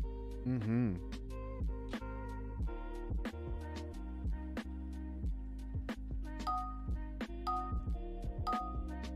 Alright, let's try to hold it over for folks that are in the ad right now. Pearl. Bam. Parallel. Nice job, Yanni.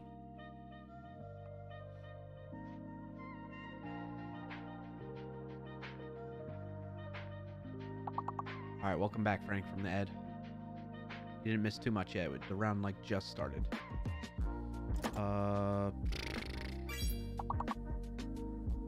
Really? Real. Somebody guessed pear.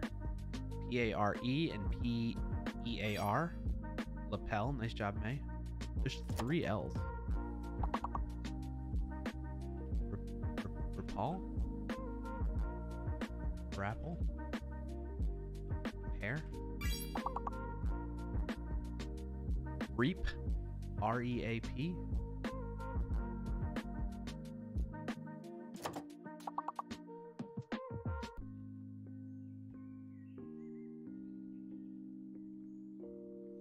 Why is that? I don't know why that's considered. They got auto-modded, Yanni. And May. Pale. Apparently it's a sex word. P-A-L-E. Isn't pale like a pail of water? Or pale as in like the like skin tone is pale? Or your face looks pale? I don't know.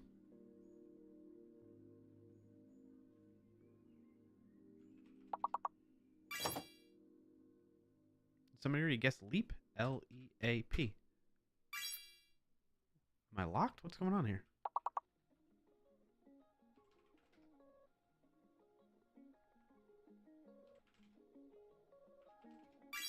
Pear. Got a few extra points in there. All right, level 3. Done. Going on to level 5. Continue. Continue. Oh. There's a V in there.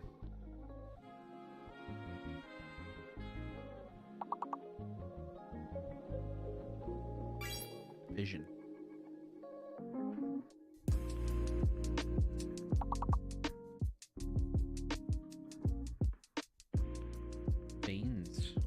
Why didn't that work? Invasion. Nice job, Chris.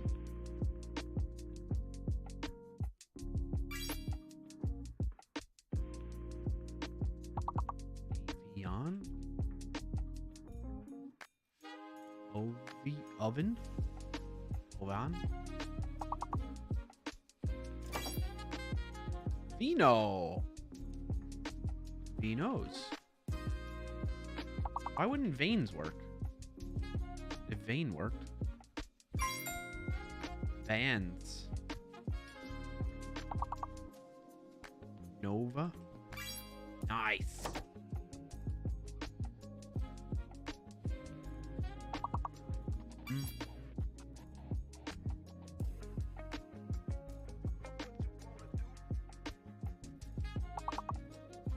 Onion. Oh, there's only one O.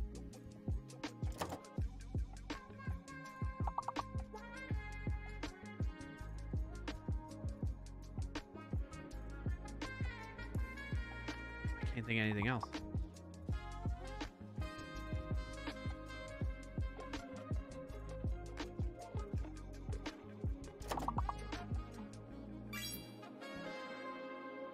Anon.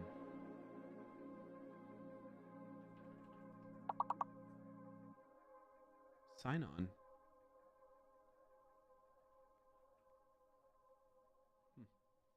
That was a weird one.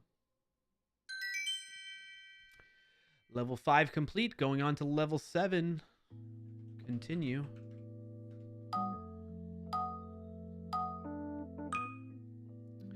Oh. We got a fake letter now, chat. Gent.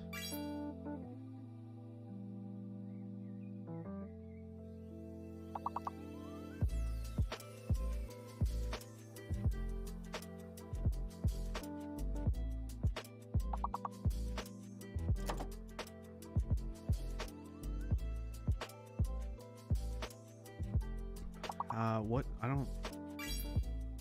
Gone, okay. Tone. I think B is fake, but... Oh, somebody try tube. Does tube work? Yeah, B is fake? Yeah, I think B is fake. We'll know for sure if tube doesn't work or begun. Yeah, that's a good guess.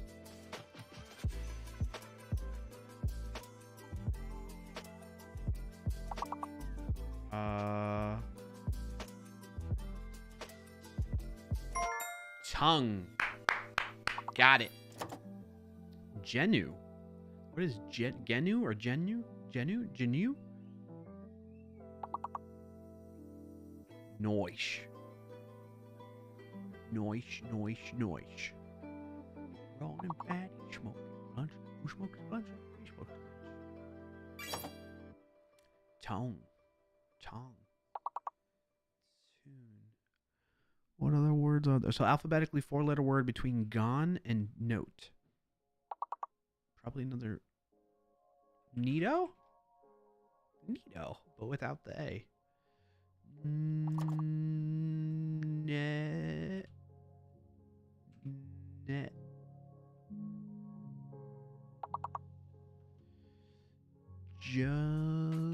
Goat? Goat? It's gotta be N-E. There's probably an N-E-T. Unto, yeah. Alright, we're again consistent with the skipping 2 levels. And there's 7 of us playing. Let's keep it up, chat. Keep it up. We're doing good. We're doing good. Alright, another fake letter. Goblet. Ball. Nice, Huggins. Tall. Belt. G might be fake. I think G is... Nice, Yanni with the ballet. I think G is fake.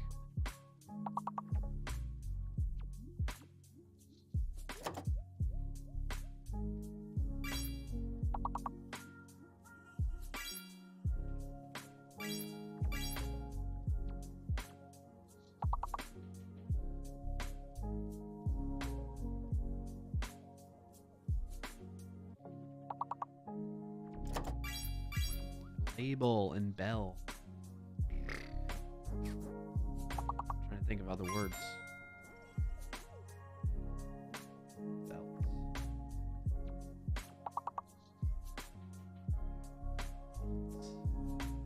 Bella, nice job. Nice, good guess. You put 2 B's in there, though.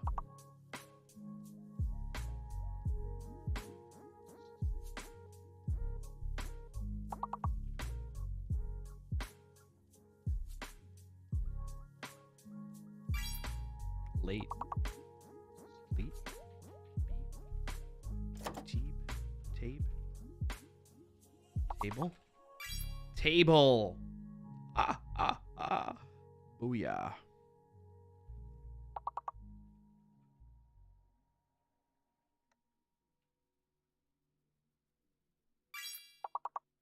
Bleat. Nice guess, Chris. Tibet? Libet? Oh, there's only 4-letter words.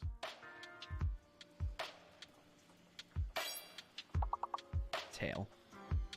A tall tail. All right, nice job, chat. Doing good. Let's give him 2 more levels. Level 9 now. Going on. Oh, we beat level 9. I mean, we're going to level 11. What did we do last time? Level 16, right? We gotta beat level 16. All right, we got another fake letter. Dish. Okay. Maybe dish. X is likely to be the fake letter.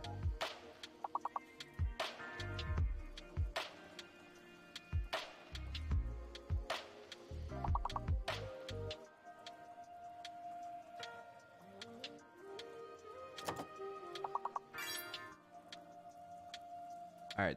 So we just need to see if the C, X, or O. There we go. X is fake. Confirms it. Thanks to the COD's guess. Thank you, SE May. Disc.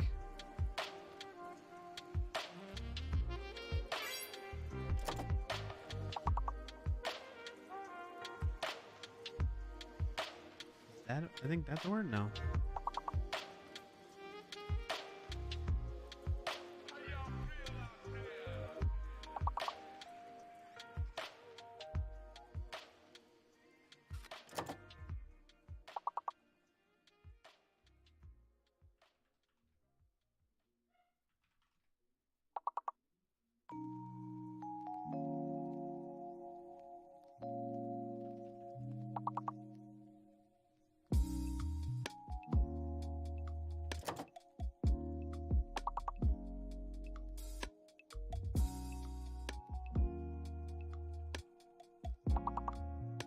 Oh no. Come on, chat. Just yeah. Just make up. Just combine random letters. Combine random letters. Shod. Okay. See, I just did it. Oh, we need like what do we need?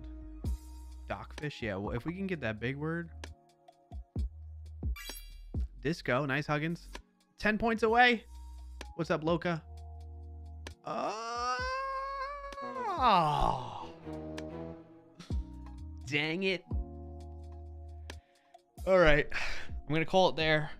We're going to spend a little bit of time working on open source, and then I'm going to call it a day. Do it a relatively shorter stream than usual, just because today's the last day before my parents leave, so I want to see them. But shout out to Huggins, Yanni, Chris, SE May, JMO, and the Sign God for helping us get to level 11 on that time. 16 was our best. So, good job. All right, let's get no, don't save. Get VS Code opened up. Get the project going. So there is, I think one thing we could do. There's 2 options. Which one should we start with, chat? I want to either check out some of the stuff with the Azure Mask browser extension, or there's people that have been somebody recently messaged on an issue for the VS Code extension that we built that integrates with Twitch. I'm kind of leaning towards that one right now, but also I'm worried that my PC might not be able to handle running the VS Code and the extension host all in one. So, about that. Let's delete that. And then let's see if I have those projects locally. Let me know in chat what you think. I think I'm leaning more towards the VS Code extension, because that'd be fun to check out live with you all to make sure it works. Repos. I do have the VS Code Twitch highlighter in this already. And I have Azure Mask. VS Code extension, that would be nice. Frank, speaking of, Christopher Manu. This is what sparked my interest in potentially working on the Azure Mask extension again. clarkio, Azure Mask. I don't know if you still... I don't know where you're at nowadays, Frank, in the overall organization there. But maybe you know Christopher. So I'm taking it in a positive light, or maybe it's like a language barrier or something. But this came off very like it came off a little rough to me at first when I first read. I know what you mean. Yes, I know him. Okay. So he 2 days ago opened up this issue against the Azure Mask extension. Okay. For those of you that don't know, this extension, it's a browser extension that if you're using Azure and you're doing presentations or recording videos and you don't want sensitive information to show and you don't want to have to edit that out later, you can use this extension which does its best to find that sensitive information and blur it using CSS blur type of effect to it. Okay. It does okay, but it has some issues and it doesn't really work in all cases. There's a number of reasons for that I can get into in just a second. So it's fairly popular because there's a lot of people that do presentations or record videos around Azure in the community, all across the developer community. So in any case, I built it because of similar situation. At the time, I was doing a lot of stuff like that, right? So I haven't touched it in a while. Obviously, you can see. I mean, I still monitor it, and I'm open to people contributing to it, although I need to be better about... I don't have a contributing guideline in here at all, or I don't even mention that. So that's my fault there. Like, I don't have it set up in a way to be a little bit more welcoming to people to contribute. So there's that. So I'll let that be. So then this issue came up. I got a notification of this issue, and it says moving the ownership of Azure Mask, which is a little off-putting because I'm like, why? You know, hey, hope you're doing great. The extension continues its use, its expansion, which is great. That's great to hear. I'm glad to hear that. Yet there are some bugs that are unaddressed. Understandable, yes. And some use cases that are not covered. Okay, that's fair.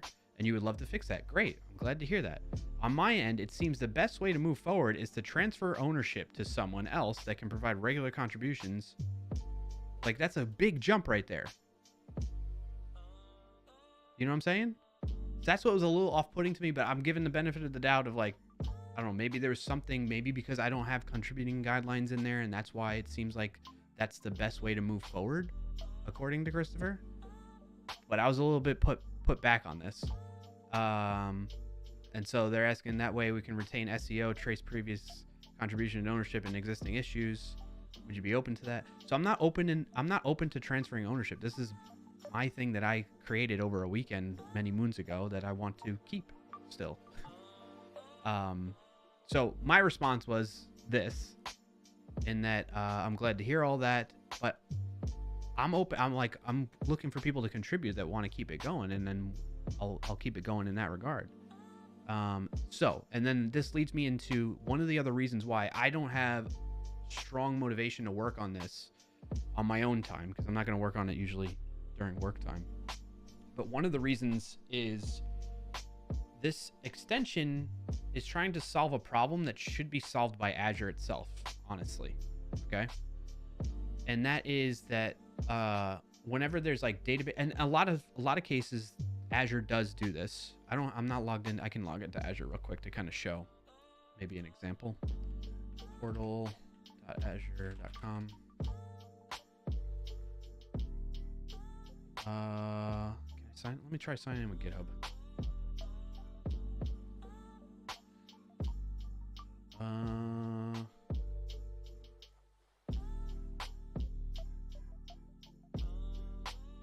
Try that. Okay. We emailed a code to that. Okay, let me check my email.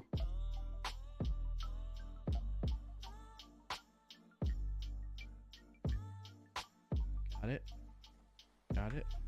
I'm doing this all off stream. I'm signing into Azure. Sure, stay signed in. All right, I'm all set. Got it.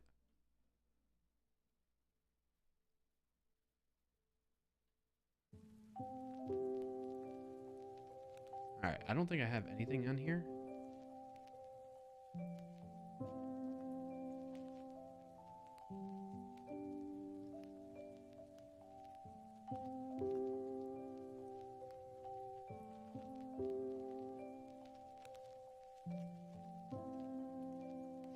All right, I'm going to actually add the extension.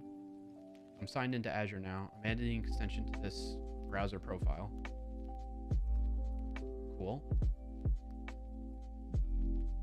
Let's pin it as well. I'm going to refresh the page. It should work. Yeah. All right, so to give you an example of what it does,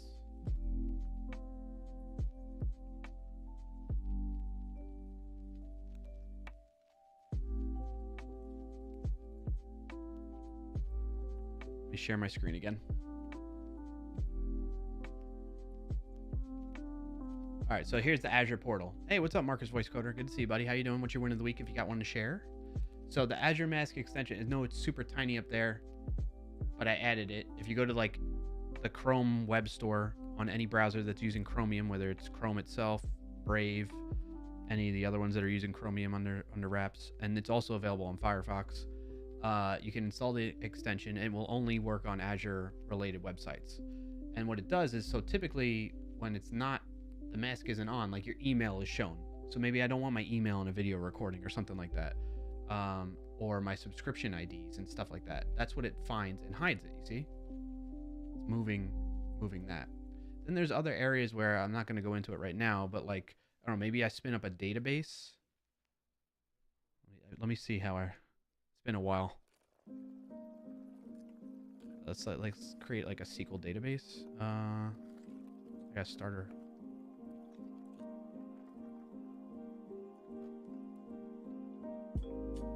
Start a free trial. I thought I already had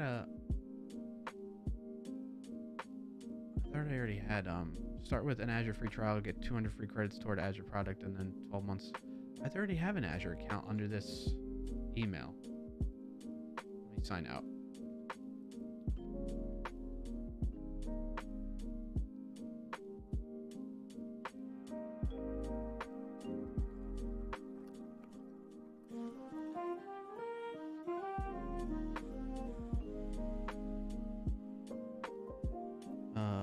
Azure.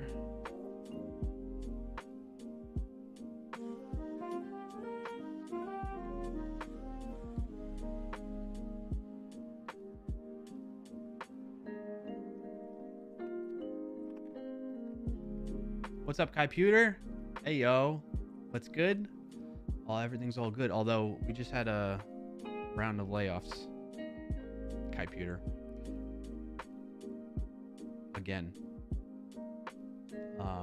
Fortunately, I wasn't impacted, but still, another scary situation, you know? Email the code. I'm signing into Azure right now to show what I'm talking about real quick. Got another code again. Yeah, I'm all good. Thanks, Computer. Fortunately.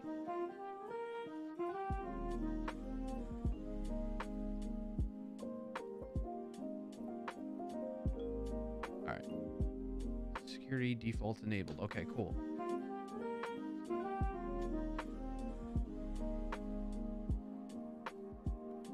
Alright, do I already have like a database or something in this account?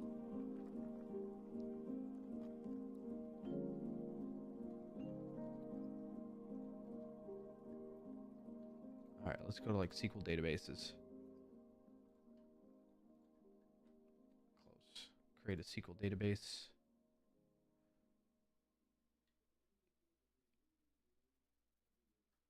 I don't know. I just want to create like what's a Frank, what's a quick thing? What's this? It's a resource group. Stream chat TTS. Okay. This might be good. This might be a good example. Manage keys. Alright, so this is hiding the keys now. But like, all right, let me share. All right, so I have like a text-to-speech service that I've signed up for on Azure, using speech service from Azure.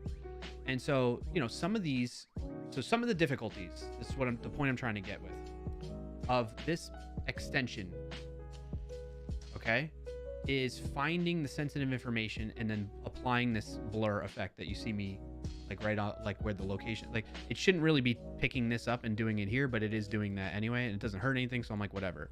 But in some cases, like these keys, for instance, don't have this, they're not hidden by default, okay? In this case, it's good. It's already doing that in Azure, so there's no need for the extension to be used, okay? So this is why I haven't really had a lot of motivation to work on this, because again, it's something that should just be like, it should just show as a password kind of view, like these keys are doing for this particular service from Azure. You know what I'm saying? So, and then the other thing that I know is like each team at Microsoft that works in Azure and has a product that is running in Azure is kind of, I don't know if things have changed or not, but they're kind of responsible for the UI that gets added into the overall Azure portal themselves. So there's no like standard where they're all doing this necessarily. It might be better nowadays. I don't know. And that's why I'm like, you know, not perfect, but dang useful. Yeah, exactly, Frank. Yes.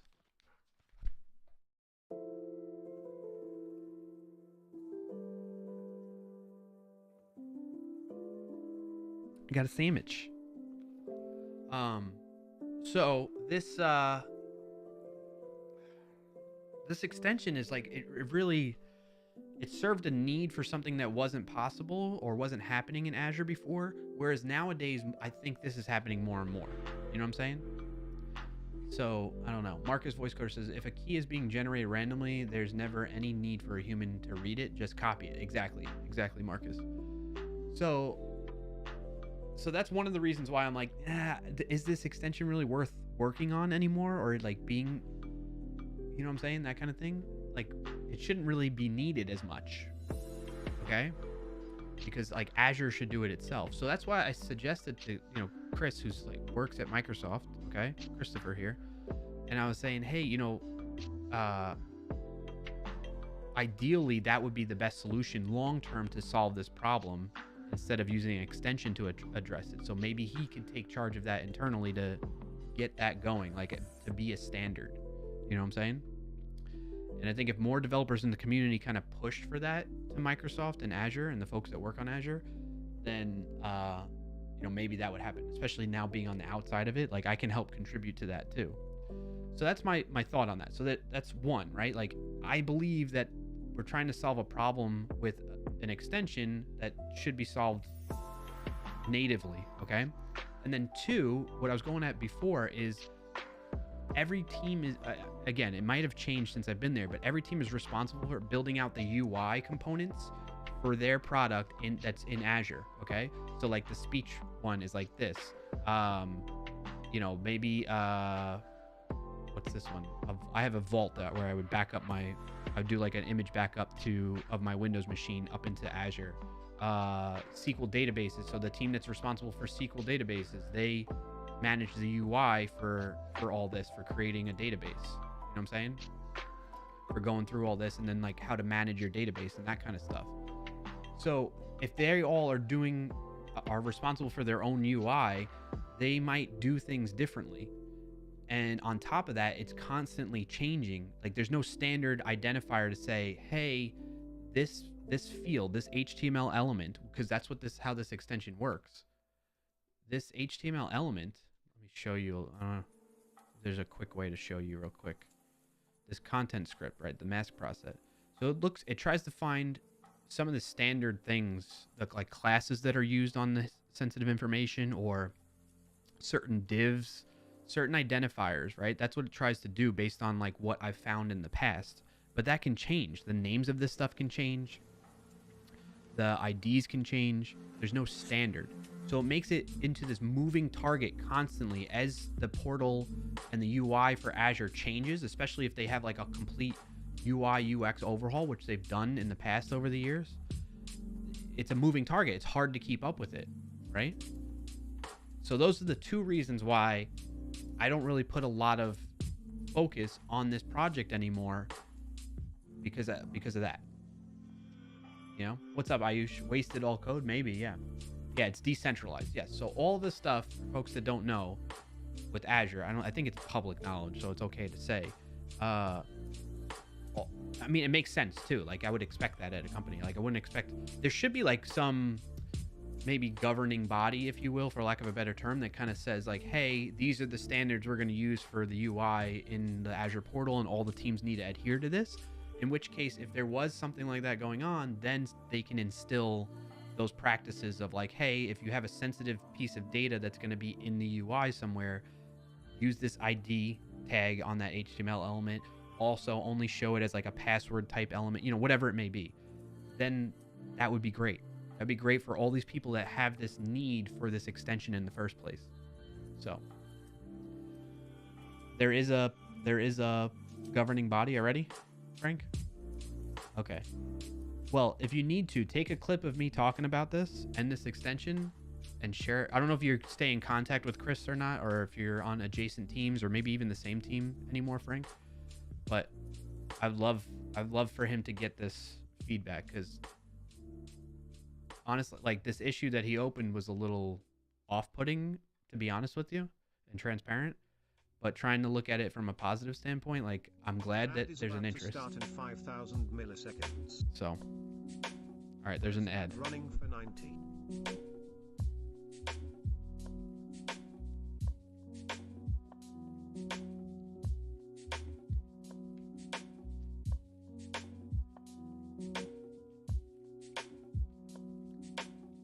Peanut butter jelly, peanut butter jelly, peanut butter jelly, peanut butter jelly, peanut butter jelly, peanut butter jelly, peanut butter jelly with a baseball bat. Oh, turn it off. That's good.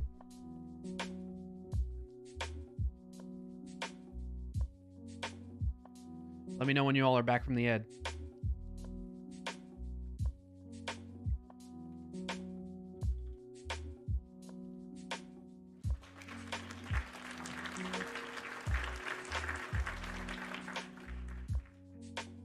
Is that you're back? Okay.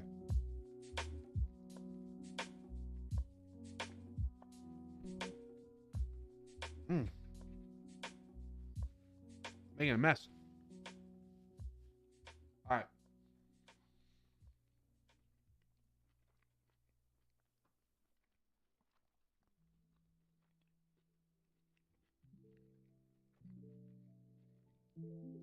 So anyway, that's that.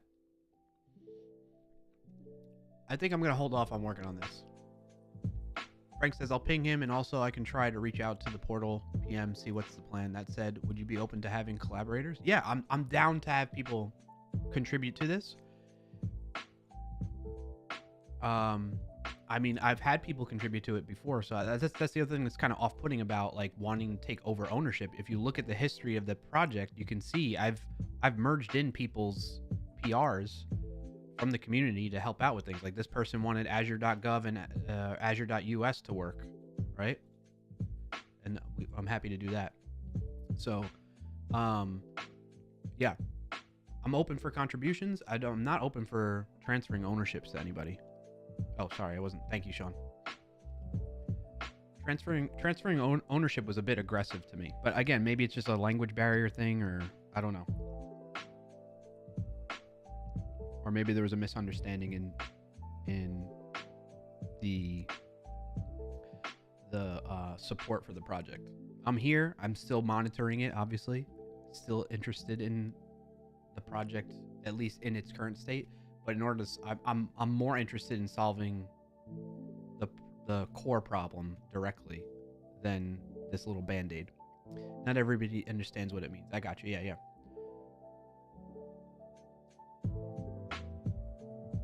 So I'm glad you're here for that, Frank. It was actually good timing. And thank you for, offering to help out, contributing that, or share that message internally. All right, so I'm going to leave this as is and not touch it. My URL shortener changed ownership. It did, right? Yeah, what'd you end up doing? You end up giving it over to another team or something? Yeah.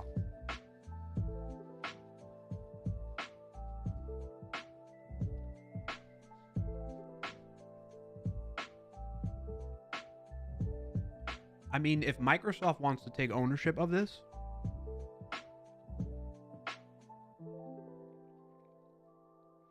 if Microsoft as a company wants to take ownership of it, I'm potentially open to that. But again, I feel like that's kind of silly of Microsoft to do. I think they should address it by, you know what I'm saying? I don't feel like Microsoft should have to take ownership of an extension that tries to fix the UI of the portal to hide sensitive information. You know what I'm saying? That should happen in the portal itself. Microsoft has access to do that. I feel it should be part of the portal. Yeah. Yeah. Yeah. Okay, cool. All right. I digress.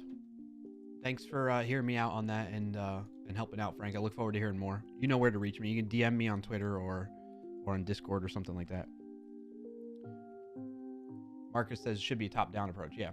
Yanni says, Frank, your shortener is used now to use AKA to MS. No. Frank had like a different cloud shortener that he built with Azure.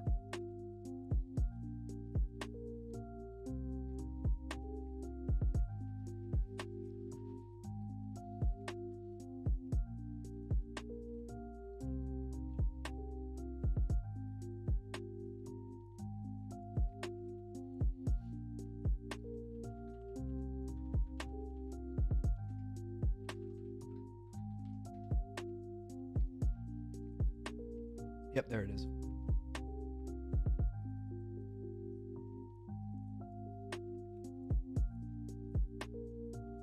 All right, so what we're going to work on now, hopefully it'll be pretty brief, but I always say that, and that's my famous last words, is the VS Code Twitch highlighter extension. Let's make sure I'm...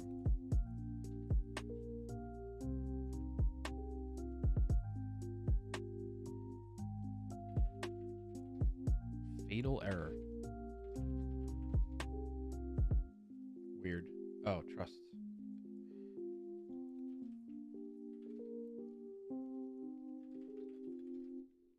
Why can't I pull?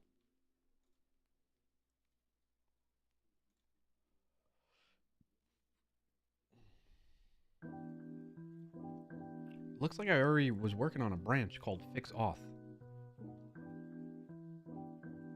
So that's why I can't do git pull, because it wasn't pushed. Okay. Git ignore. Decent cache.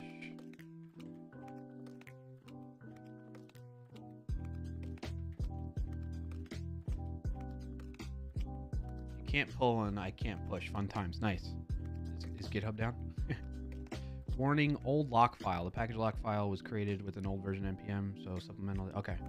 Probably should just delete the lock file too. Frank says it's now suggested as a solution to work with Azure Communication Services, Yanni. But some features of my URL shortener were looked by the AKMS team. It might be nice. That's cool, Frank. Oh, fighting with auth, John? Yeah.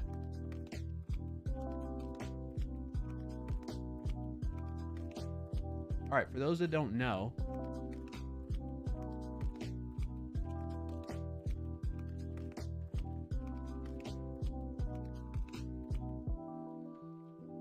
here's a link in chat.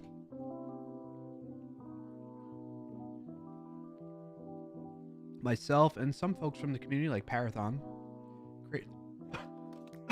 created this extension years ago, which allows you all in chat to send a command in the chat room, in the Twitch chat, that will directly result in highlighting code on in my VS Code, like you see in that image there.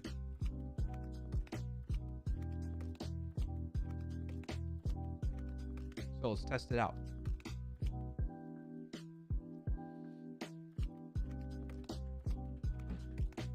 Yeah.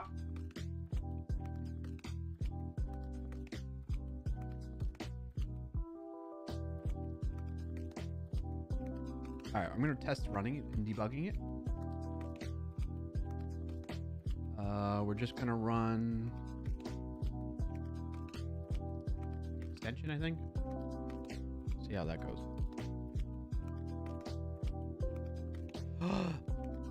Show errors. Invalid reference. What? All right, let's try that.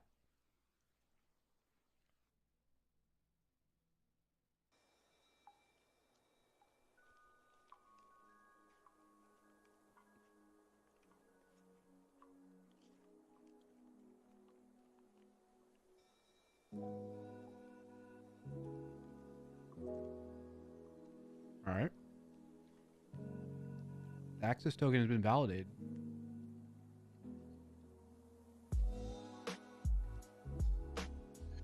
So that's good. Disconnected. So if I click connect, authentication failed. What's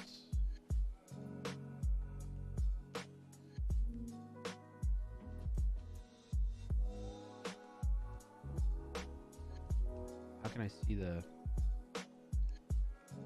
why did that authentication fail?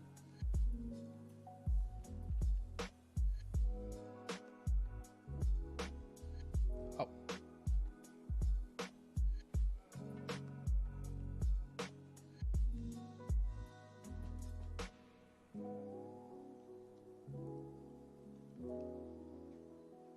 The access token has been validated. What happened? Login authentication failed.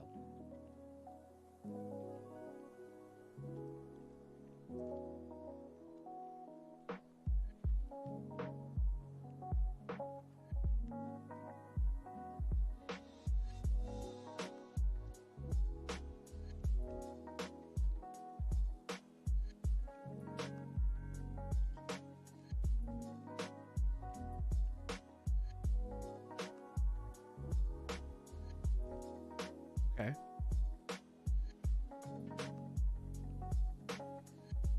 Let's see if we can hit a breakpoint again. Nope, no breakpoint there, so it's not doing that.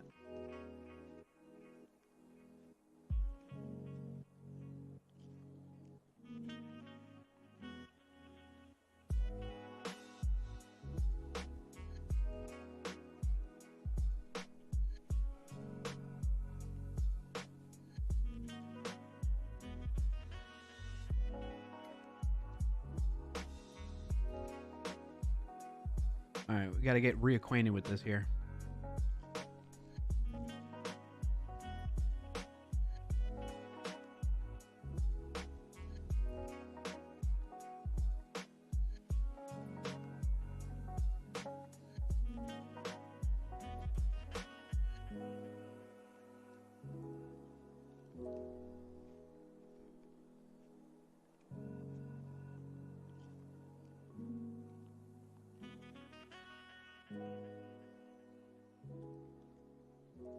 Mm-hmm.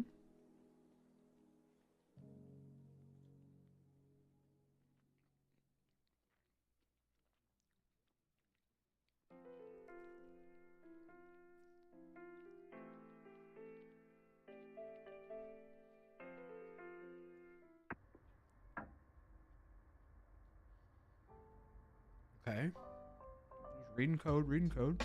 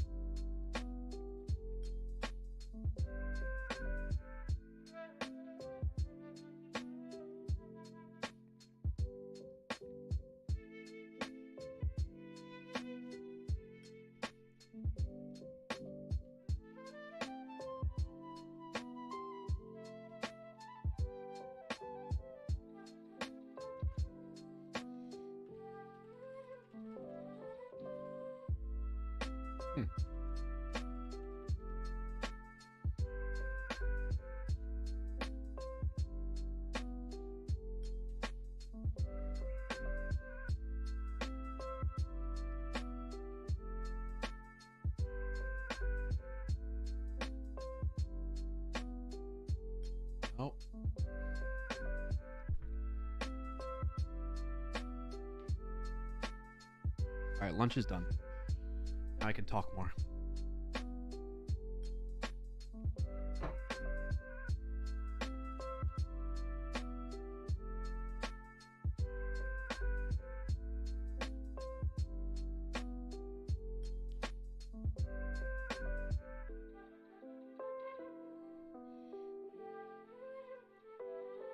I don't know what's triggering that error message. Well, the other thing we could try is say Twitch. Sign into Twitch, maybe?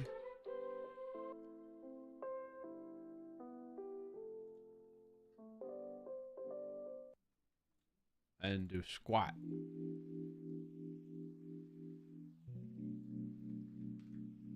Twitch. Sign out, maybe? Okay. Now we click this. Copy. I'm going to open it over here separately.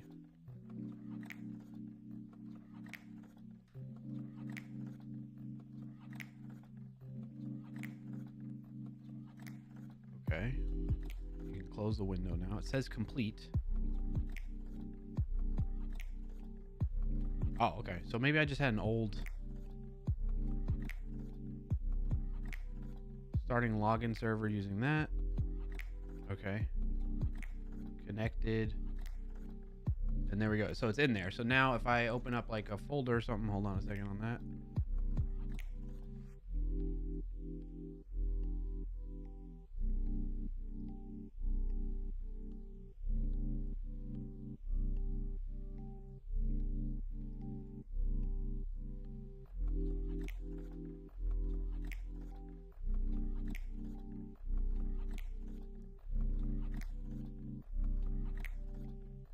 Waiting for it to load up. I opened up the Azure Mask. Disconnected. All right, we're connected again. That's fine. So now if I open up this code, now you can come in here and you can say exclamation point line, let's say 14. Boom. So it's working. Okay. And then if you want to get rid of it, you say line exclamation point 14. Line 3, hello world. Yes. And so if I hover over it now, it should say, if I hover over it, it says from Twitch Sean08, hello world. Yanni. Yanni made this highlight. No message though. So you can see. And you could do multiple lines. So you could be like, hey, or line 16, yep. Even if it's off screen. Marcus voice coder, nice. You can do multiple lines too. You say line like 6 to 14. Boom. So like I just did that. From clarkio. Cool.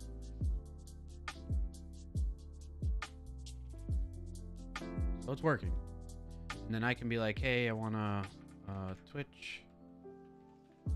I can say remove all highlights. I can highlight a line manually. I can focus on highlights view, which brings up this other view above me. And I can step through each one and it jumps to those, which is really nice. So that they're in view. So like if I'm out of view and I click on one, it brings me right up to that. And then I can right click and remove. Or if I press delete on one. No.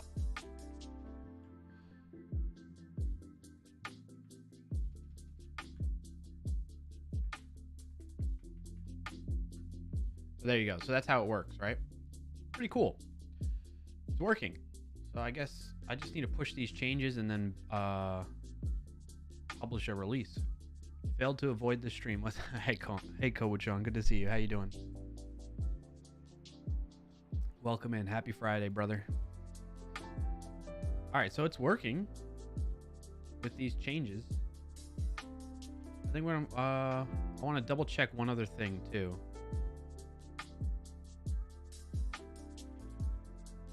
Oh, there's the extension. That's why I was looking at the language server and the extension host. So I could see the errors that way a bit better, huh?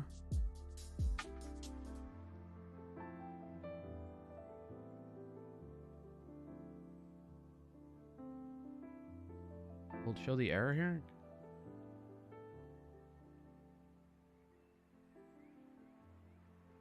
Before we logged in.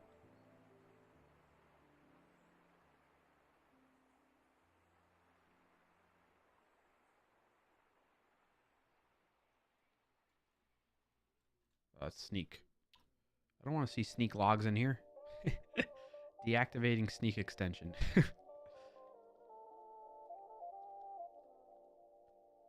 trying to see if there was the... Oh yeah, it's the same message.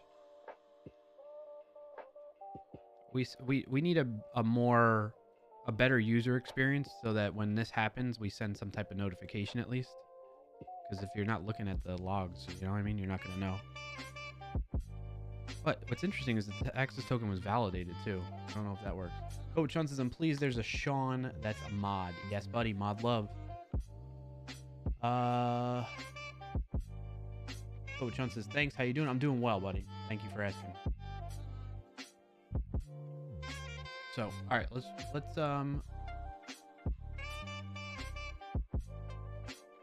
delete this. And then run npm install again. npm install.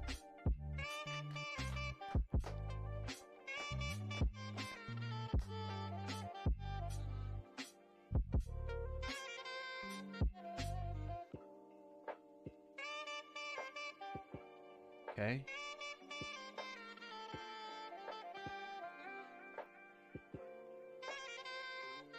Wait, is that still running? How do I stop the server?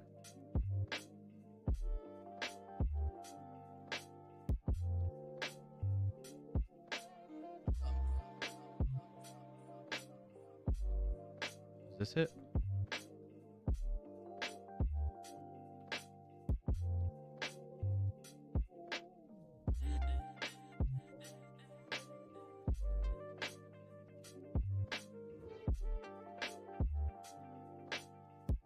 I can disconnect from it, but I hope it's not still running.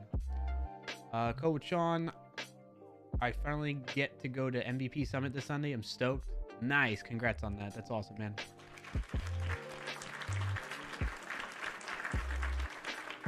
WW Sean 08 needs to run to the post office and get lunch done. All right, no worries, man. Have a safe trip on that. And enjoy your lunch. Being that this is working, what I think I might do is...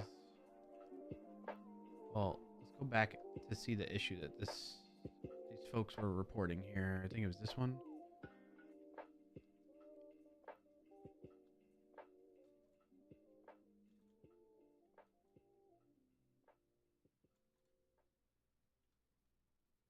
I noticed that the link... Hey, thanks for raising this to my attention. All right, this should be resolved in version 103.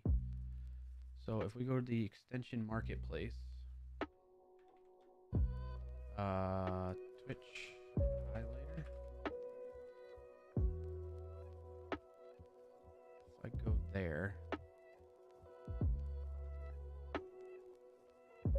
what version is out? Yeah, 103 is out there.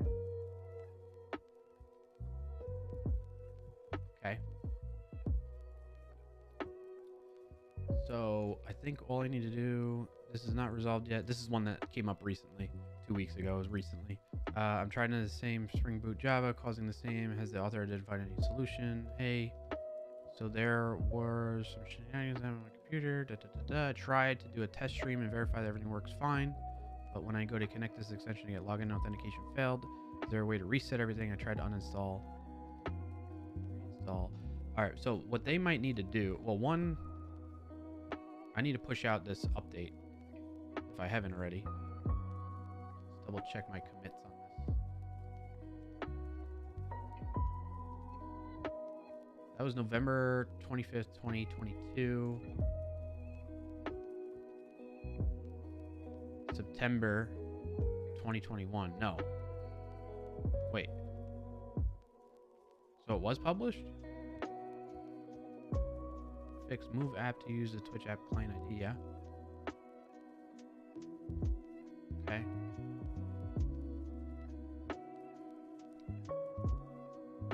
Oh, there's a version 04.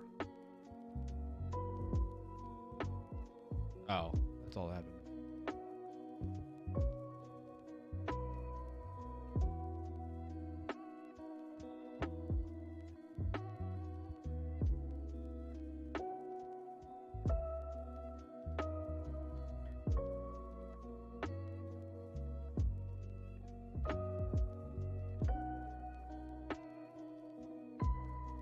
Okay.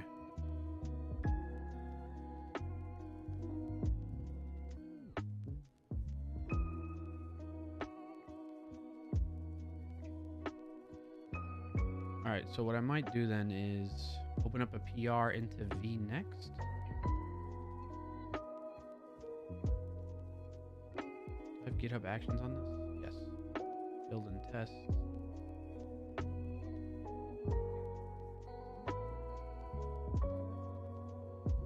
When I push to branch V next, and then we test it on that.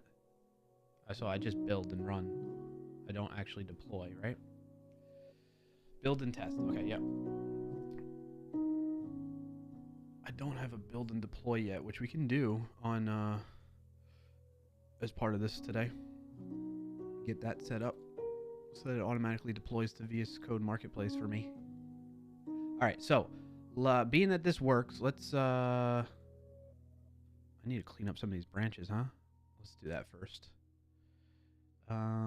This one was closed. I'll leave that one open.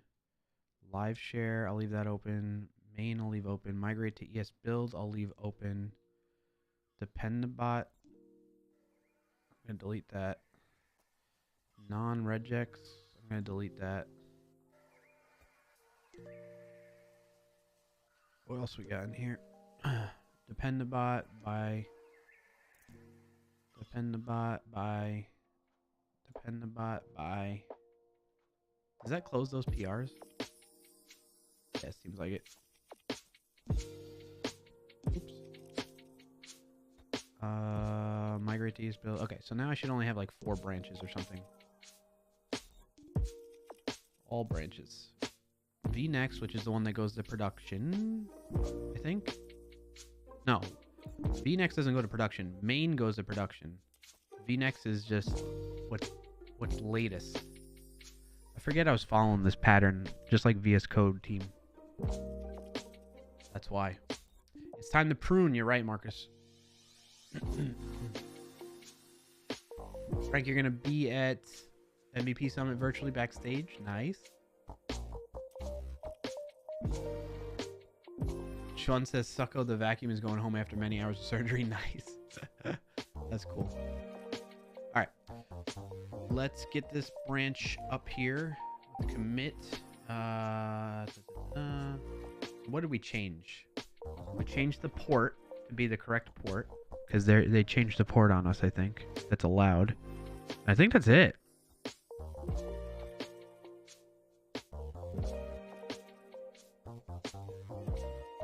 I think that's it. Let's say VS Code language. No. I want to see what's another example extension that does like logins. Like Git Lens. GitHub.com Git Lens.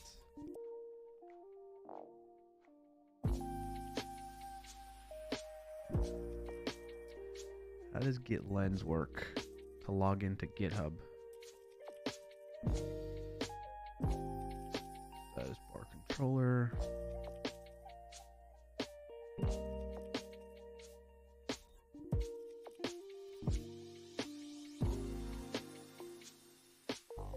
Anybody know of like another extension that like has you log in and it does like a browser redirect thing? I don't think their docs cover it. Like VS Code. You do, Frank? Send me the link. Azure Mask is a VS Code extension that has you log in? No. Yeah, you're just trolling me. VS Code docs. API.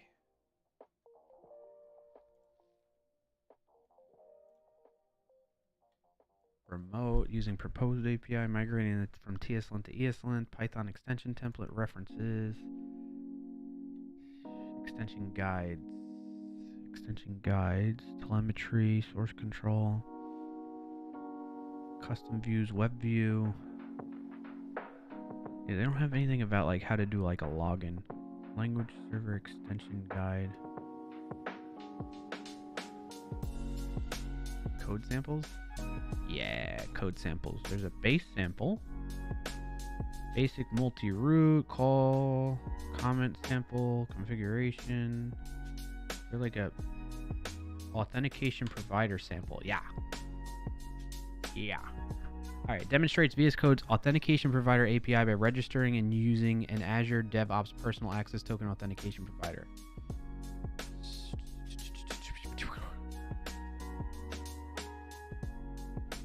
Auth provider.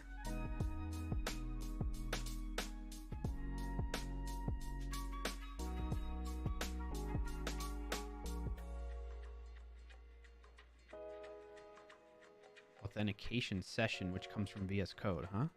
Is that An what we're... ad is about to start in 5,000 milliseconds. There's an ad running for 90.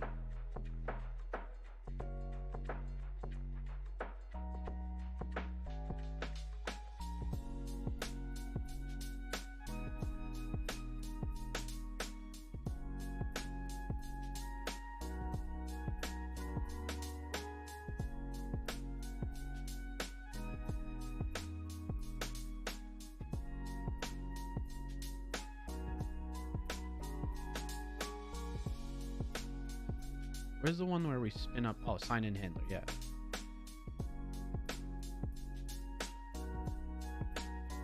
Create server.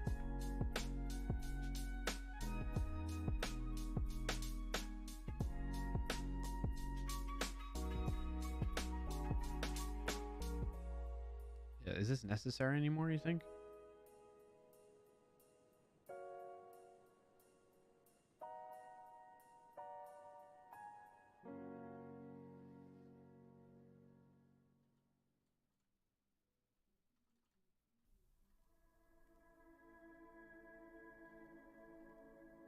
All right, there's secret storage now too in VS Code. That's kind of cool.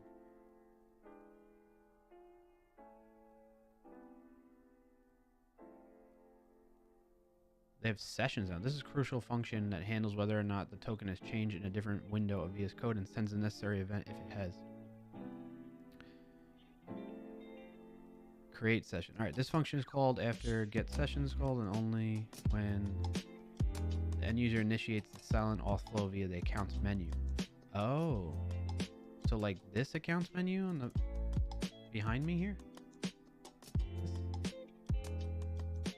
like that.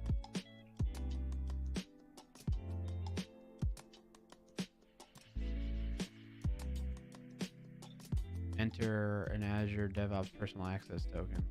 Okay, so this doesn't actually do that whole OAuth redirect thing, though. It's an interesting example to see, but not what I want. Thanks, TypeScript Tea Time, for the head pat.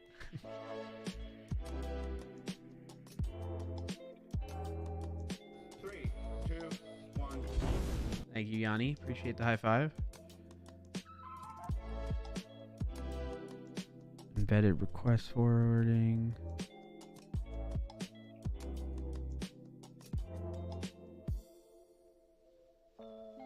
A notebook. Progress. Quick input.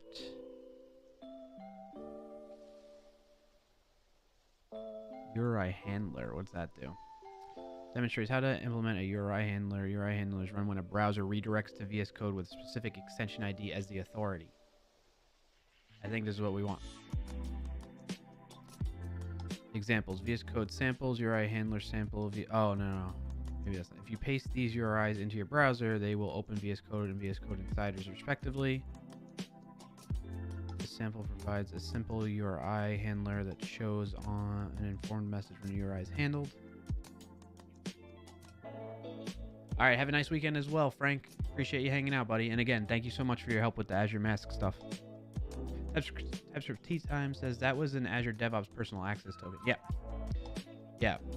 No, I want something that does the whole OAuth redirect to your browser from VS Code. There's a couple of them that do that. CM Griffin, your criticism means that Lars Ulrich won't get a gold-plated tiki bar by his pool. Do you see what you've done? I was like, what are you talking about? I didn't criticize anything. Watching multi-streams there, Chris?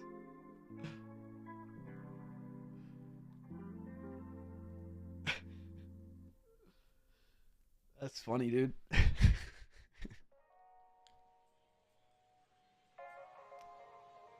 Yeah, no worries. No worries, Chris. Totally understand. I appreciate the lurks. Web view sample, maybe that's what we want. Calico Colors web view demonstrates VS Code's web view API. This includes scripting and web view based view to the Explorer. No. Web view view sample. Web view sample demonstrates VS Code's web view API. No. Virtual document. This is the same extent and shows how to add virtual documents together. Nope. I think it might be.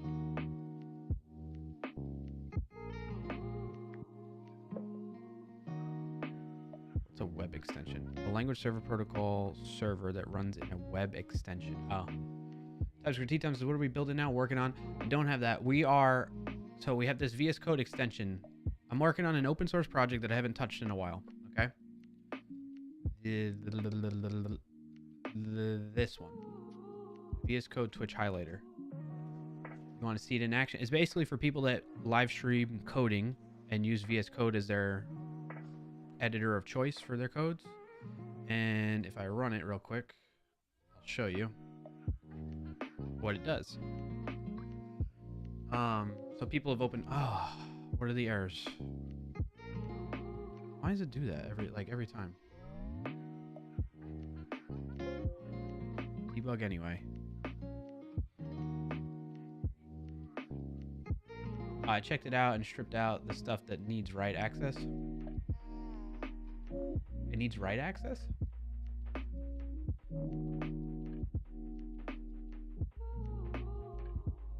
What do you mean by write access?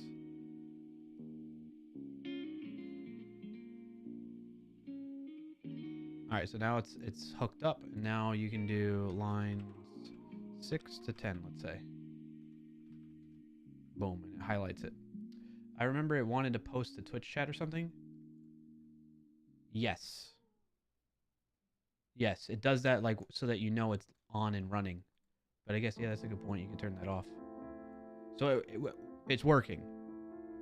That part I removed. Okay. You like forked it and then rebuilt it for yourself? That's cool. Love to see it. Let's remove Twitch. Remove all highlights. There we go. Maybe that could be a feature I can turn into, like it's toggle, like you could toggle it. And by default, it doesn't ask for that permission, and then if you want it, it will re-auth you. Not sure I have the repo online. No, yeah, no worries. All right, so if I close this, it should stop everything. Okay. Twitch highlighter has left the building. Peace out, folks. I mean, that's all it really does. Thankfully, but I get not wanting to let it write to your Twitch chat too. All right, so being that this is working, we're gonna push it. And I was going down a rabbit hole of trying to, excuse me. All right, fix. Oh, because I wanted to see why this fixes it. Does it really matter what port number it runs on? Maybe it only allows port 5001, I guess. Yeah, I had the repo offline and renamed it to the Twitch line highlighter light because I removed stuff. Yeah, I got you. Oh, line highlight. I see. I read that too fast. Fix. Use different port for authentication. And also chore. Ignore. DC cache file, chore, update to latest npm package lock version. Yes. Would you like to publish the branch? Yes. Fudge! Fatal cannot run that. Open git log.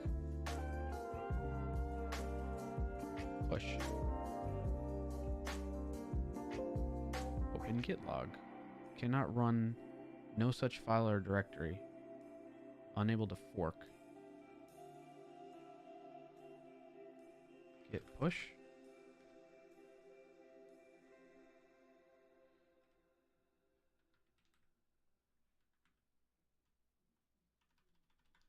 Fix auth. Do I not have SSH? What is the problem here? I'm in WSL. Pat for using Angular commit message format. Yeah. Thank you. Thank you. Git dash version. Why would that be? Actually, let's just start Googling here. Git error.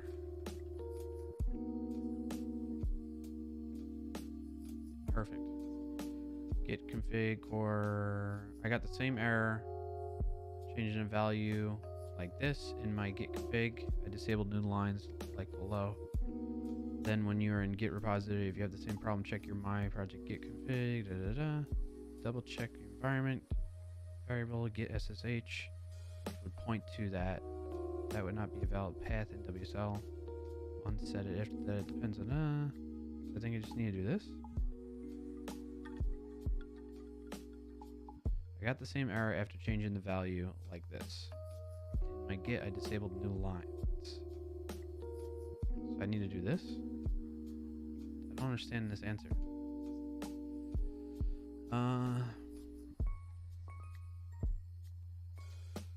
What is the output of where is SSH? Where is SSH?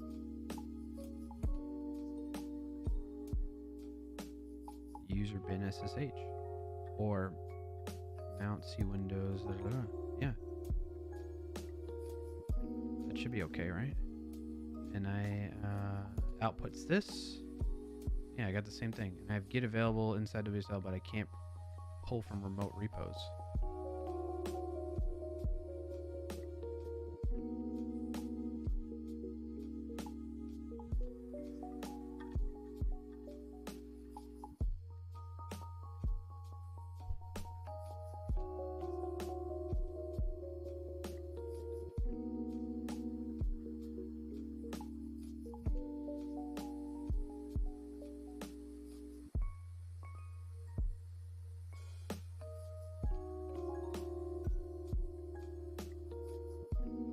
What is the value of this?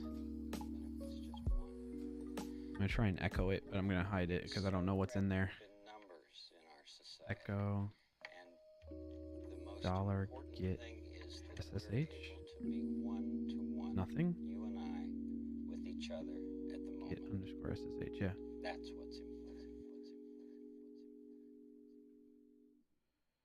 Echo.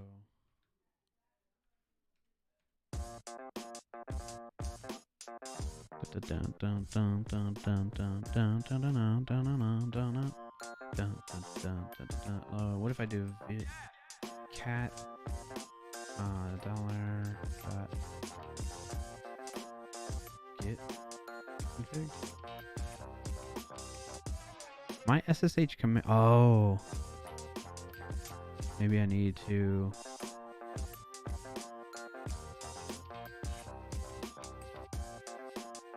vi / git config,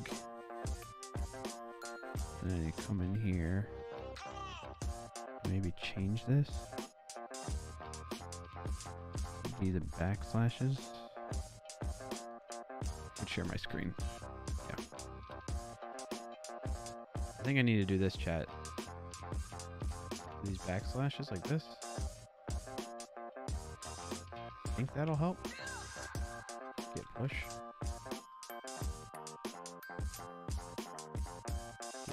push. Could not reach from remote. Ah, still not working. Oh, now it's like cannot read this.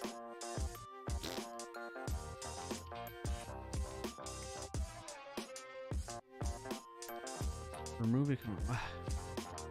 All right, that's it. ChatGPT, where are you? New conversation.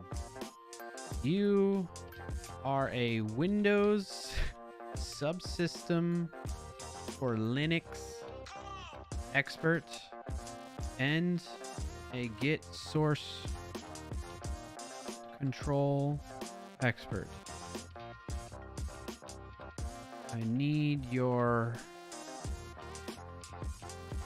You know all the ways to solve error messages from the Git CLI tool. Can you help me with an error I'm getting when trying to run Git push? ChatGPT, where are you? I'm here. Clippy. Yeah. Something went wrong. Uh-oh.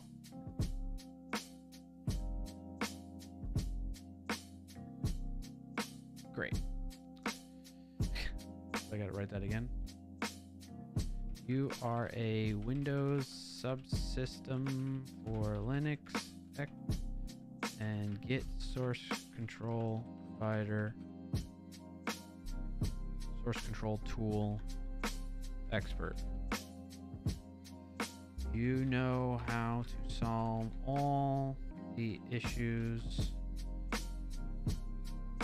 that may come about when using the Git CLI tool and its error messages. You know how to fix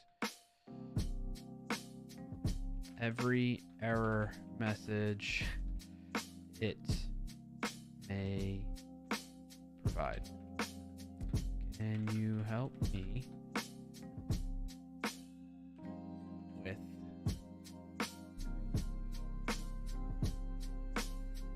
following error message from the Git CLI? Whiz.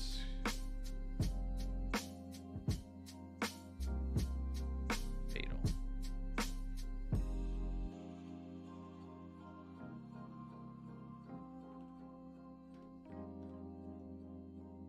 Elliot Baron Clarkio saved us all and broke ChatGPT. Let's see. This error message occurs when Git is unable to locate the OpenSSH executable file required to establish your connection with a remote repository.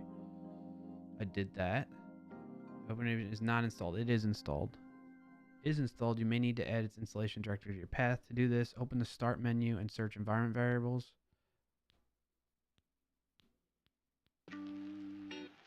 Finally, restart your command prompt or Git bash terminal. Alright, so I'm going to have to, like, not show you my environment variables. Alright, Sean, have a good one. See you later, man. Environment variables. Under system variables.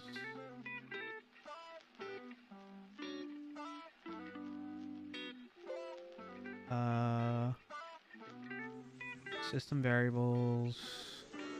Scroll down the path. Click edit. OpenSSH is in there already.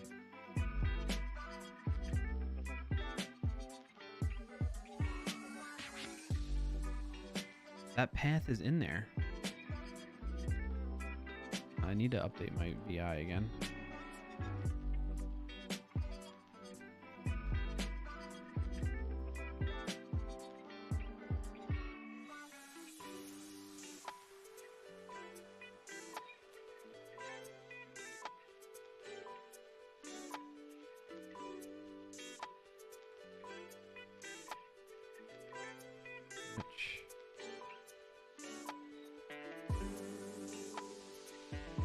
Where is it?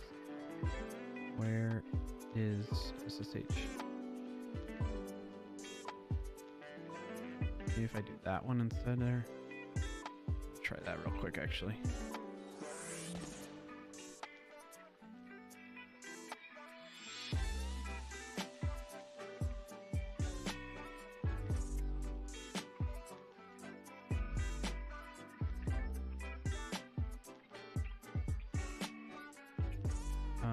Let me close my terminal, start a new one.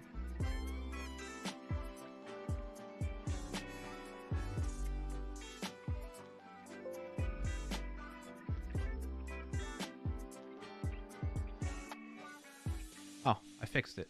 I didn't even need to update my variant. So what I did was, I'll show you what I did.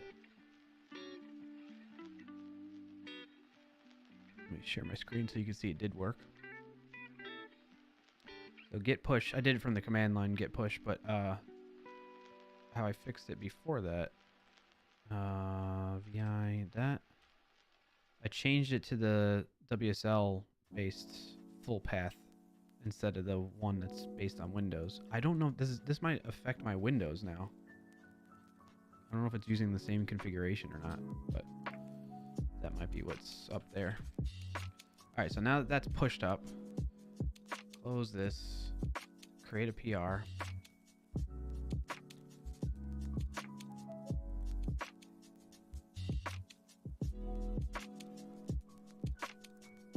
Okay, got the PR going. Look at the files changed. We're gonna need to bump the version. Let's do some of that changing.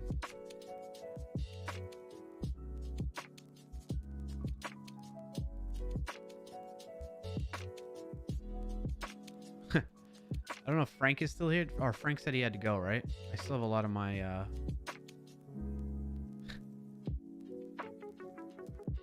my UTM tracking type of links in here. Forgot about that.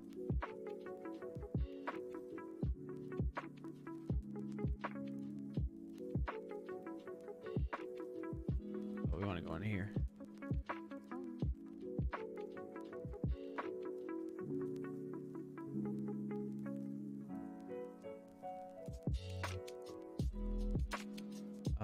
We're gonna say now, where's 1.3 in here though? 1.03 is not in the README anywhere?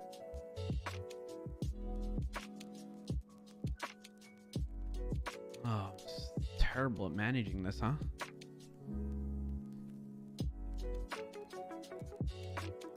Oh, unreleased 104. It's under unreleased. Why am I not seeing that in here?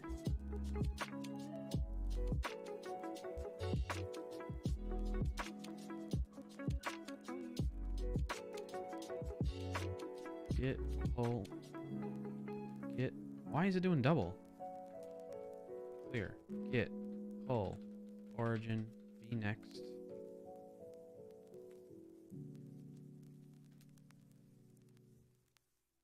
Automatic merge failed.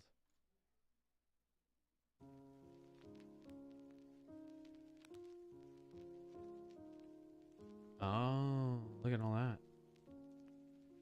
Alright, where's the merge conflicts? This one? We're gonna...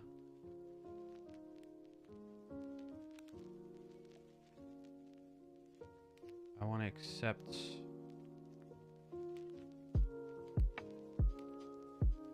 all current. This is current. Yeah, we're gonna accept all current for now.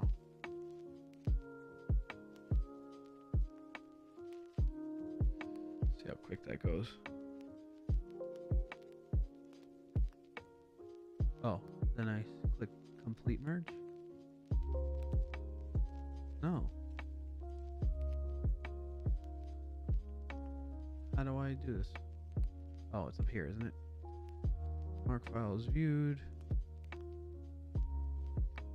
Go to next unhandled conflict.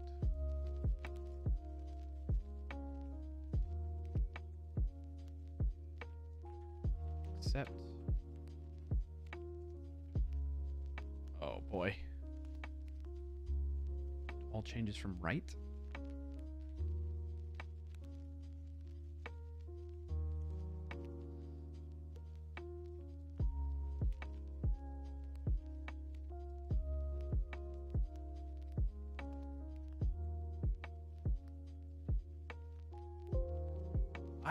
I already addressed it. I said accept all changes from the right.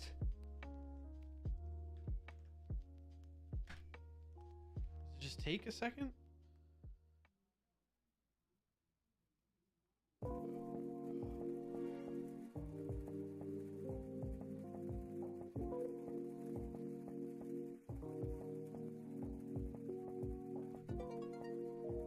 Okay. I mean, I'm just gonna rmrf package lock JSON again. Clear npm I.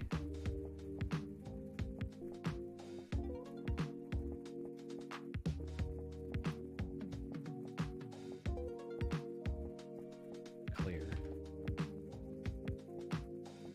Get that in there.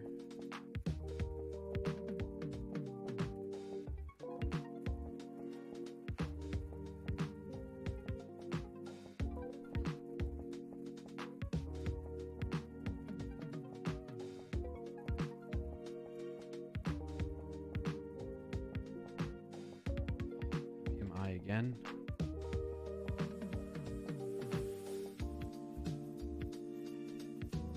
I typically just rerun npm install in the case that lock file. Oh, okay, gotcha. Yeah, that's. I didn't see that until after. Whoops. All right, so we should be good on that. I'm gonna merge branch vnext into fix auth, so that should be all in sync now.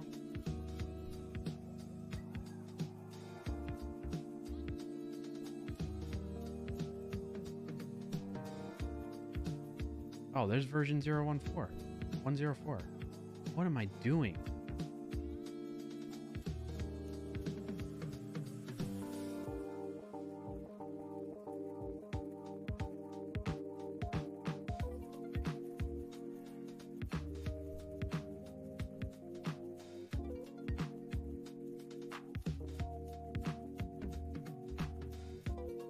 Okay, so we moved the new Twitch app client ID in 103.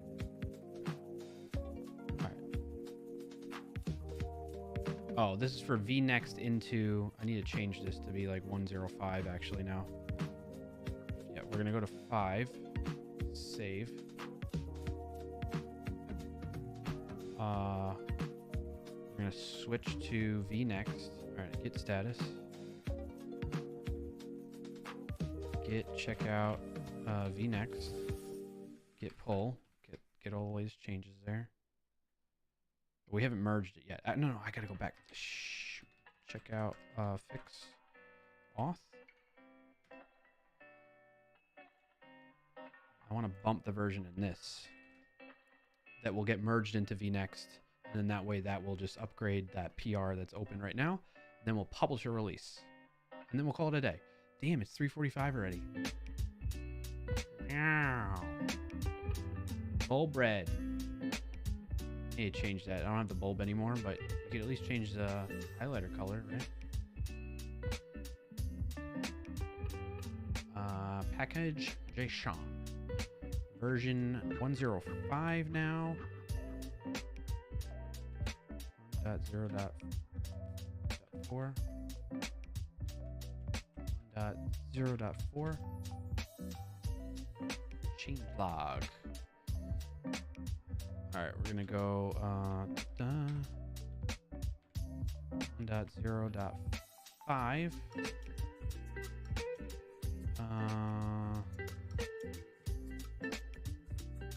There's a fixed option, right? Yeah. Fixed. Use expected port of 5001 for OAuth redirect flows between VS Code and a browser. when authenticating with Twitch.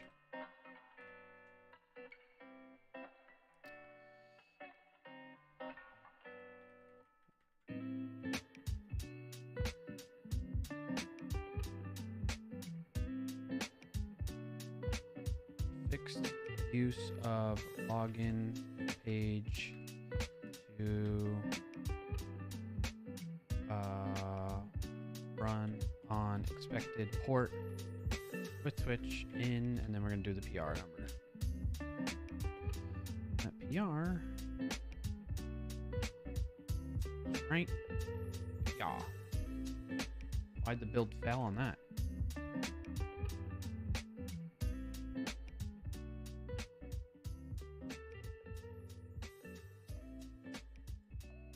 Completed with warning.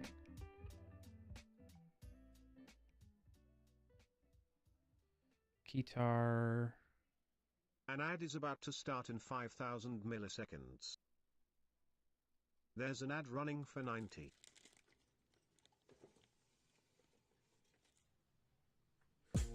I think I need to get away from this keytar thing, but I'm going to ignore that for now. Code QL went fine. Build and test failed. Details.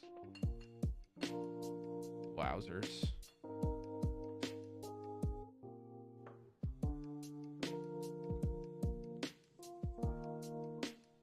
Invalid reference. Okay, that's helpful. Super helpful. Direct syntax. This is in a types folder. Why is it worrying about types folder? Node modules types folder. The hell? It's like TypeScript's checking that. Stupid TypeScript. I think I got a link to the PR now, right? Yeah.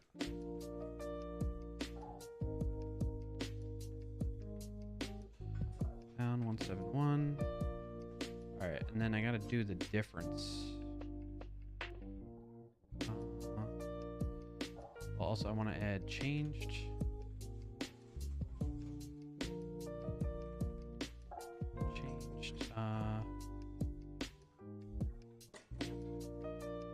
To ignore .dc cache file created in project when using the sneak code.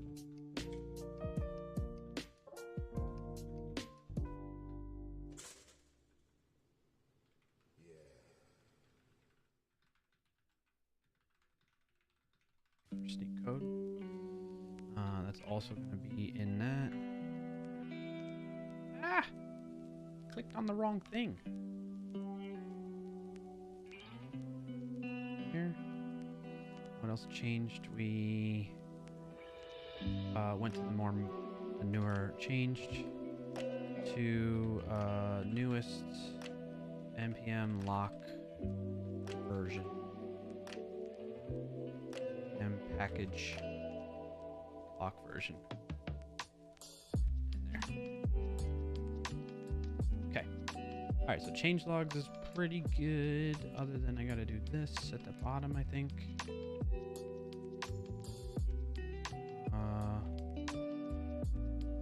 Need to do, this is gonna be 1.4.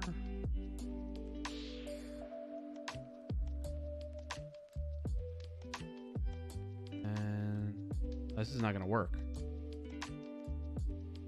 I don't think. It's going to be 102 to 105, I guess.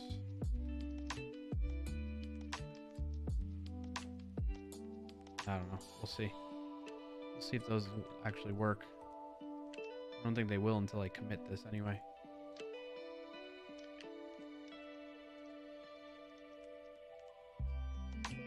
I think I need to run npm I again.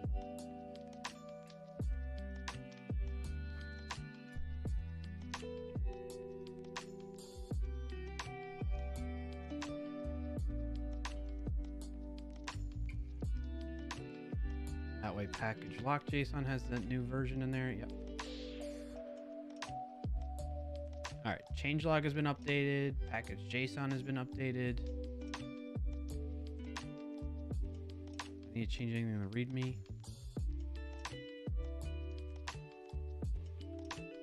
Point in the README. 1.0. No. Okay. Anything else? Build.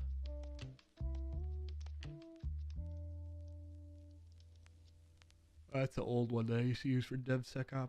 No, the Azure pipelines. Okay, let's push this. I don't know what. How do you do a version bump? You just say version 0.5. I don't know if that's the right prefix for that.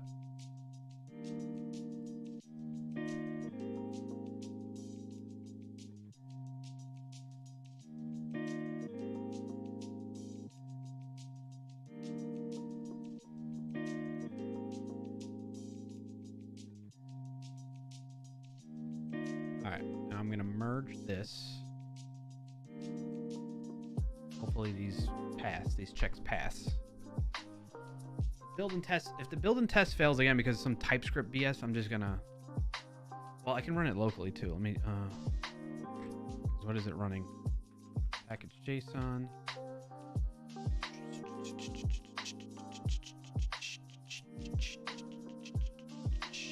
Find scripts.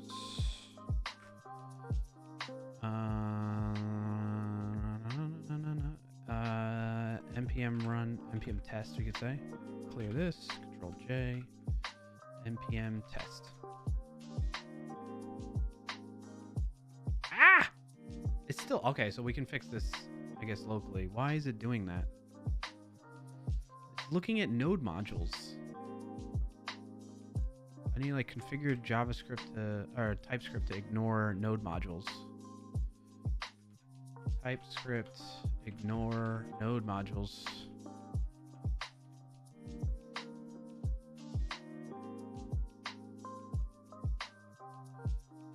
Compiler option skip lib check true.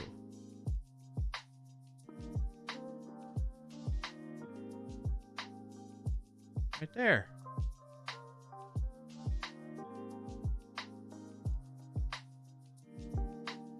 Skip lib check true. Skip lib check true. Where were those problems reported? Node modules types VS Code.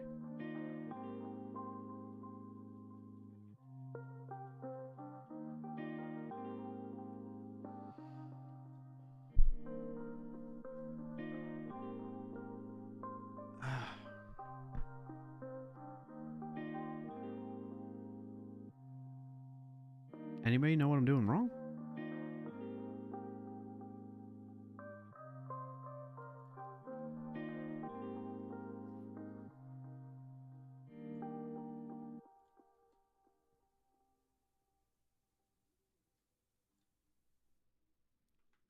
Let's do clear RM RF node modules. RM RF out. Clear npm I. You can do it, buddy. What's up, Steve Kyle? Good to see you. TypeScript Tea Time says, to be honest, I'm also surprised skip lib check doesn't do the trick. Yeah. It might be... So I don't know if you saw what I did. I did a fresh install of npm, and then we're going to trigger it to do a fresh compile. Fudge! It's like ignoring my TypeScript configuration. Is it Webpack config? I just want to say something out here. I do not like Webpack. We will get away from this at some point.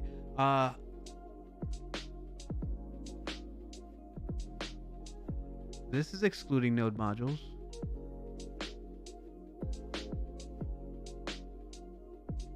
I'm pretty sure like modern VS Code extension development is not using Webpack anymore either. Steve Kyle says playoff hockey Monday, the best time of the year. Yes. I'm very excited for that, Steve Kyle. I was watching I've been actually watching a lot of the games leading up to the playoffs to see like the Islanders fighting to get into the wild card position, and I saw them clinch it what was it, yesterday or the day before? I think it was the day before. Rangers and Islanders, baby. Yeah. And the Lightning are in it again, but Boston looks like insanely good. It's not that they're unbeatable. They clearly are beatable, but they broke the record for most wins in a season, right? And they have like a ton of points, like well beyond the next point leader. Ayush says, have you tried Stack Blitz? Yes. Boston versus Panthers are going to be brutal. Yeah. I'm excited, though. It's going to be fun. Nafron says, are you doing Morse code? What do you mean? No, I'm not doing Morse code.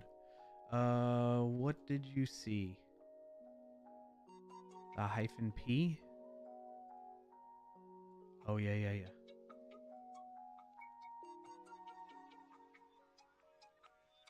TSC hyphen P tells it where the configuration file is, right? I'm pretty sure. npx tsc dash help. Hyphen P. Yes. File or directory. It's short for project. Compile the project given the path to its configuration file or to a folder with a tsconfig. Yeah. So we're running out of the root folder here, and it should pick up that. Look, this even says exclude node modules. It's like I run from one problem to the next that has nothing to do with what I'm trying to do. Sounds like Morse code with the beeps of the song, you mean? Yeah, I could see that. That makes sense. Now I get it. I didn't know what you meant at first. I thought you thought I was making Morse code sounds like beep boop pop pop beep beep pop pop doop pop boop biggity boom bum ba boom bam boogie. Just found out my demo project's running on Firebase for 4 years. Nice, Ayush. That's cool. Do you use Stack Blitz, Ayush? Since you were asking me about it. So this is telling it use the project at this root directory, which is where we're running the command from in the first place. It copies that out. Do I need to tell it to just look at the out folder? No, just src folder. Lib. Strict true. There's like it says exclude node modules too. Look at that. VS Code types out. Exclude node modules. Do I need to do like a glob pattern there? Because where's the output again? No, not that. Oh, that is debug console, terminal, comments. Where the fudge did it go? I think it was in here. Node modules at types. Node modules is misspelled. Oh, daddy. That'll do it, right? What a catch. Nope. That doesn't care. Mother chunker. Look, it even says types. Oh my god, who the hell cares? I know. TypeScript tea time. Who cares? Why does TypeScript care about that folder? We run compile, which is running. Let's try running compile directly. Clear npm run compile. So it's copying the files over, and then it's like, yo, dog. Maybe I need to let's reload VS Code. Stack Blitz is great, very minimal compared to code spaces. Yeah. Maybe I misspelled it anywhere else. Control find node modules. There's node module right there. That's underscore is correct. Where's the other one? Target node. That's fine. So Webpack config looks fine. TS config has node underscore modules now. Outdir is out.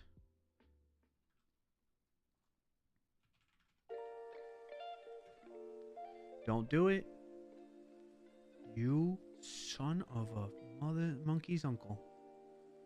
Oh, we're just copying the HTML files to out. Yeah, because... Okay. What if I run npx tsc hyphen p? What if I do it myself? Dot slash. Just compile it. You...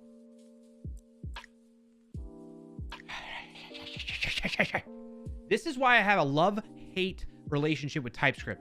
I'm doing everything I'm supposed to do, right?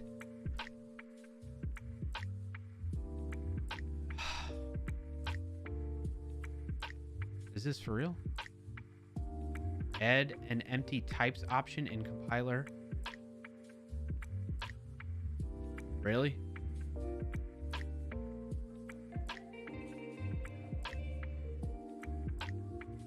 Oh, outside of node modules. Do I need to do this? Maybe? What's it gonna be? What's it gonna be? In the exclude. Include source star.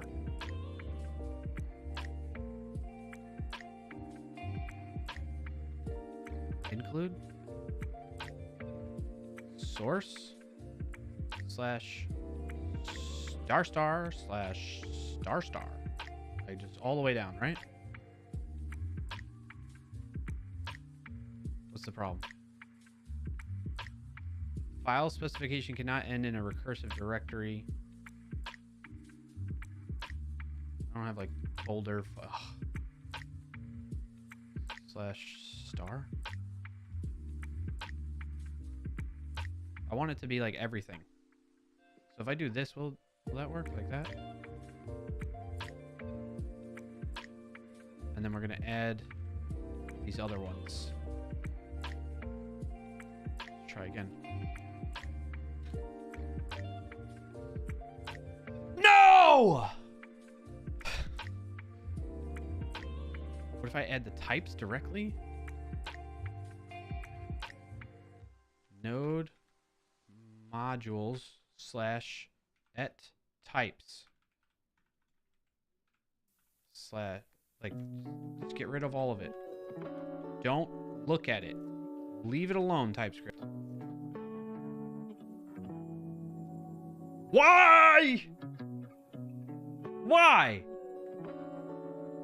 Why are you looking at this?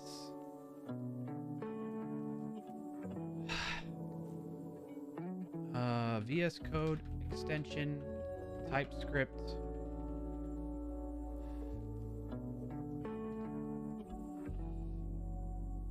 Can we somehow figure out if it picks up the right config? Maybe. Hurt my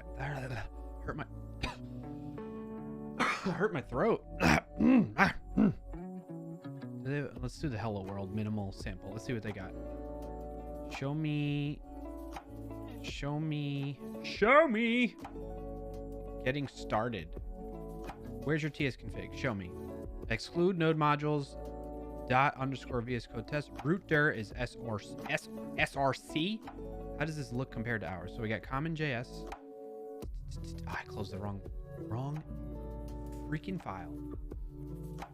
Module common.js. Target. We can switch to ES 2020. I don't want to mess with that. Let's just keep it the same. ES6. Outdir is out. Outdir is out. Source map is true. Root.dir is source. Are they using what version of the VS Code? Engines VS Code that.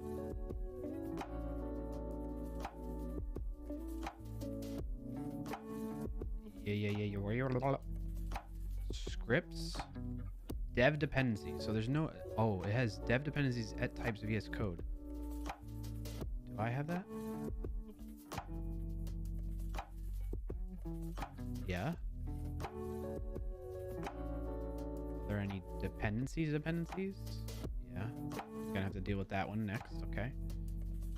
So everything looks good to me. I mean, other than the version I'm using is different, right? They're on 1.7.3. I'm on an older version. Types node. Types node. Very old version as well, but it's okay. Scripts is that. Compile. They run the same compile.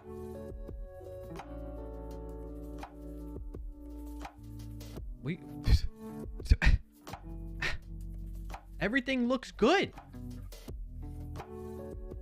compared to the example. We have TypeScript.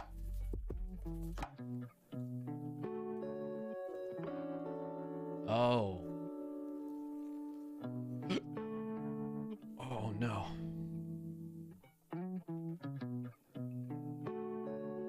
Why does it say that? There should be other options. Oh, I forget the setting for this. There's like a thing where I told it to use that as exclusively.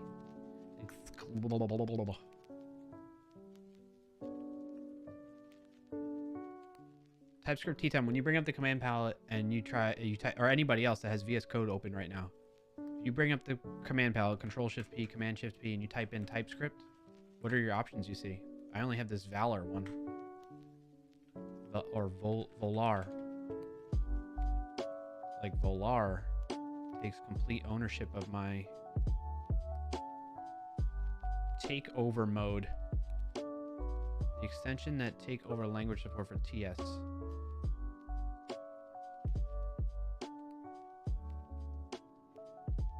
So much to look, yeah. Volar. Oh, how do I get rid of that? Volar TypeScript.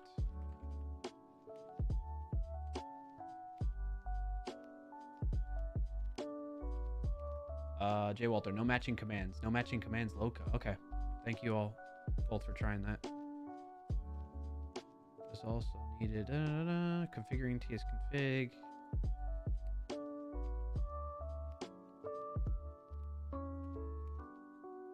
Yeah, it was this extension. It tells you to set up for view 2.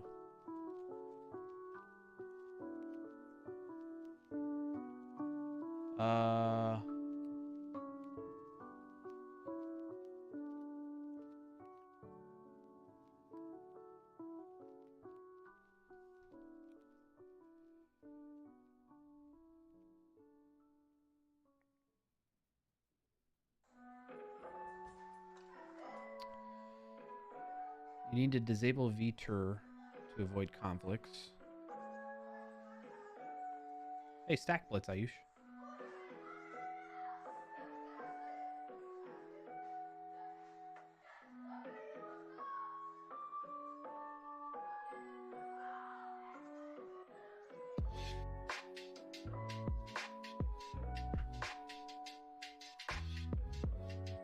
View 3, yeah.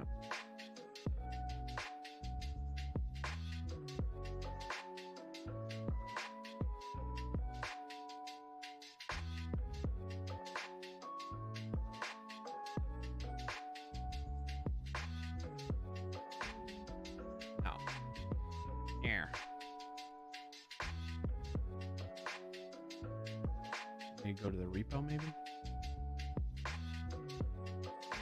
There's some documentation I remember reading.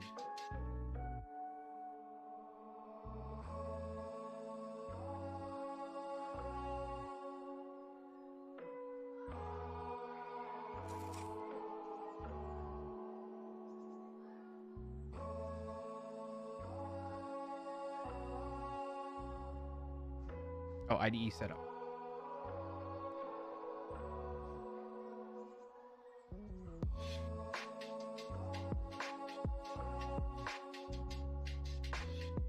Oh, yeah. It's recommended to use takeover mode instead of VS Code built into it. Okay, here we go. Type built. type.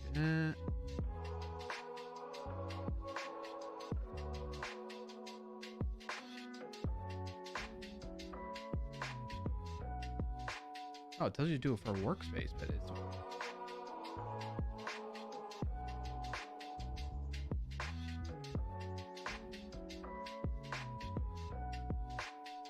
All right, let's double check that. Built in TypeScript.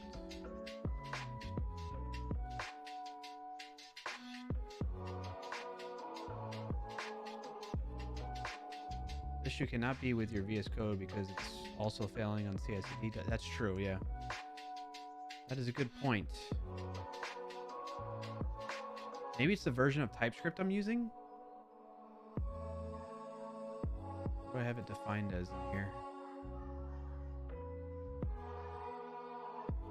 261.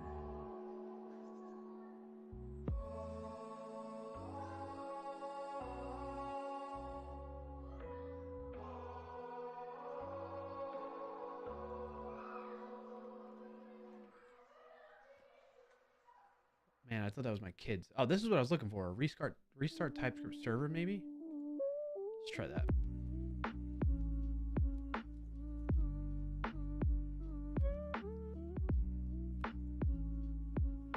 Initializing JS/TS language features. Yes. Yes.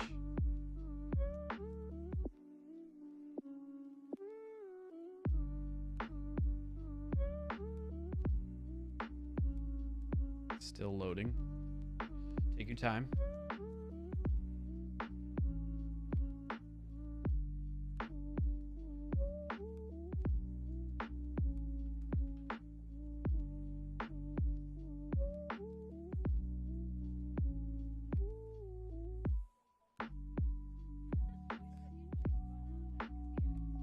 I don't need it for this workspace. So I'm going to disable for this workspace.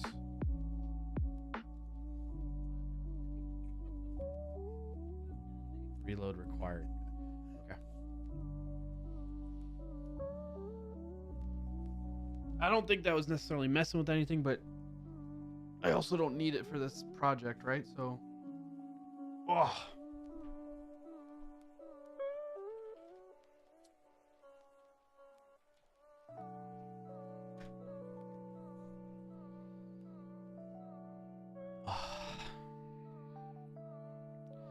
All right, let's TypeScript CLI help.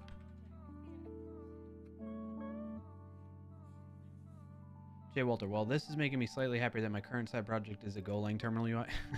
Yeah.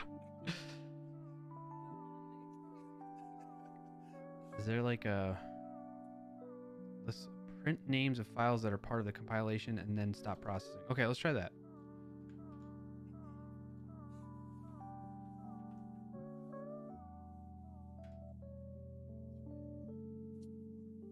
Excuse me?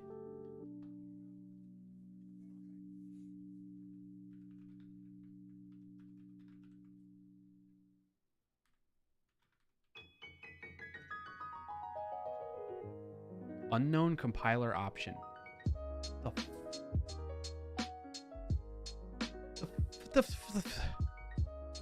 Print the final configuration instead of building. Let's see if that's an option that actually works.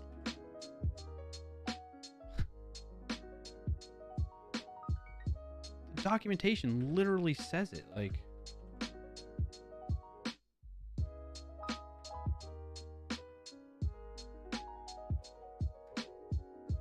show config. npx tsc dash. Oh, it's because of the version I'm on, I think. 292. Okay, let's update this then. We gotta update to the latest. Well, you're back like 20 versions. Yeah, true. True.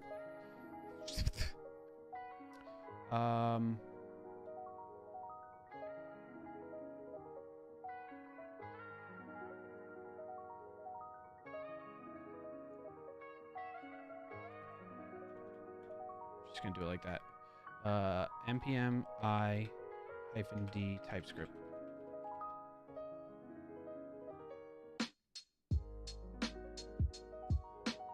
on version 5 now.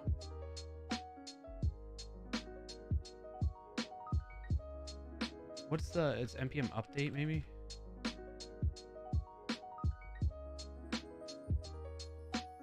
.292 public published 5 years ago. Okay, all right, fair. That's fair, chat. You're right.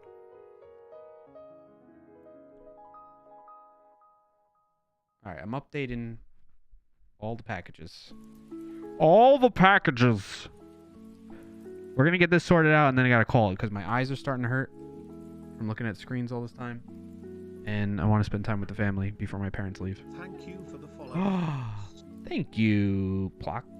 Plock? Welcome in. Happy to have you here. Nice to meet you as well.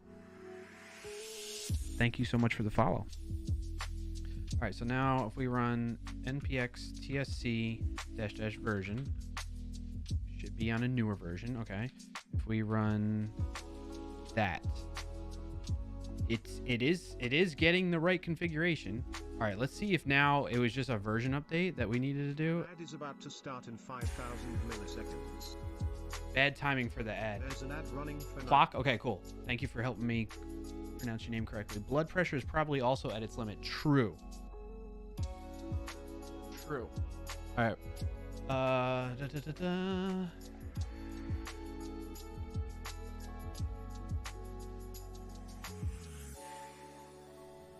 We're going to wait for the ad to finish for folks that are getting hit with an ad right now. Super Mario movie ad. Nice. I want to see that.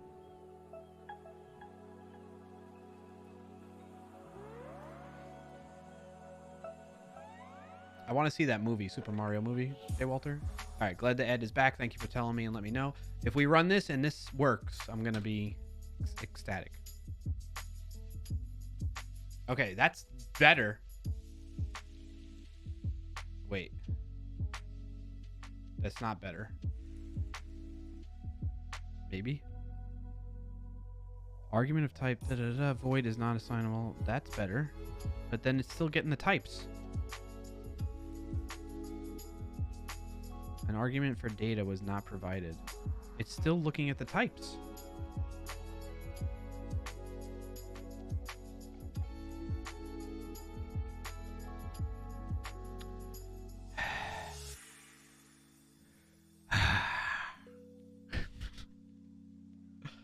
Why? What are the other options? Show config. We did that. List files.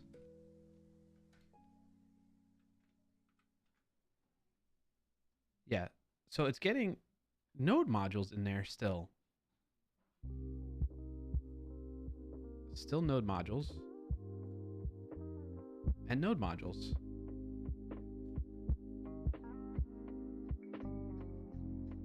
I don't understand. Why? I think it just tells you where the type in the before mentioned error is coming from. You mean all this? Yeah, but I can't fix this. This is in a not even executable code. This is a types folder. You know what I'm saying? Like, I can't fix that. Whereas maybe that, all right, let's clear. Let's run it again. Further down. Error files. There, and there. Okay, let's.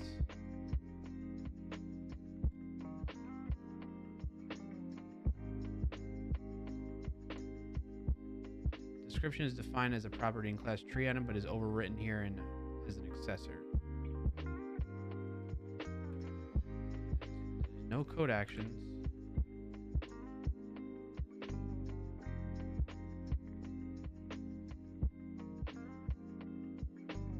It's defined as a property, but is overwritten here.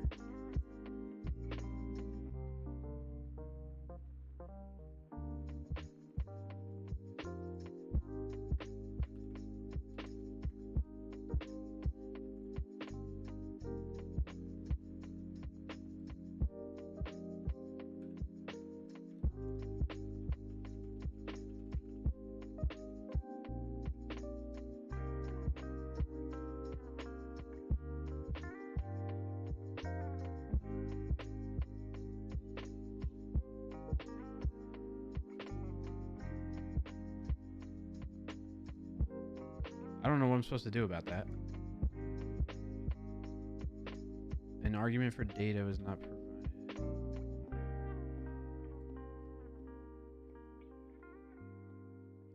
Expected 1 argument for data and it was not provided.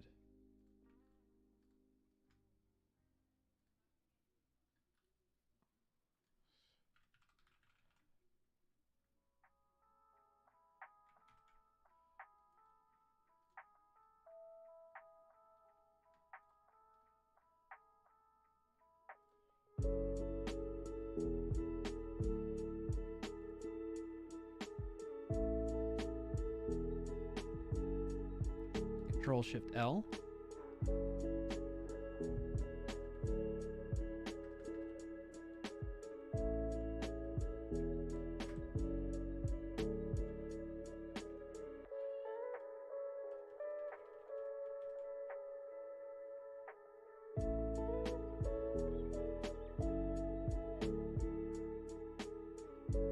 Oh, maybe I shouldn't have done that.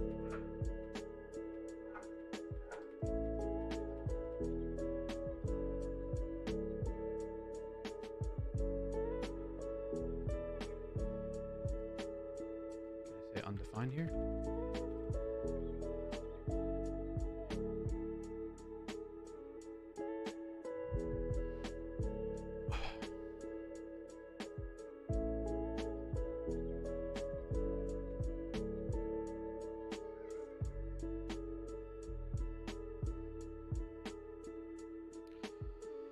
All right, well, I gotta get going, chat. Unfortunately, I do not like ending on, and this happens way too often. I don't like ending on an issue and not having it resolved.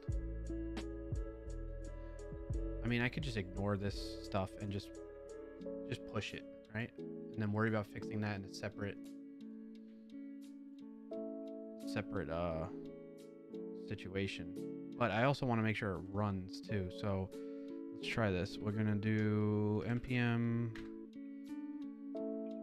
run. What are the options again? Npm run VS Code :pre-publish. Solution: don't write any code, just play words on stream. True.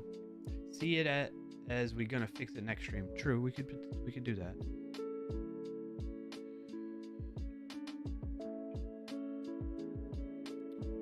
Oh my gosh.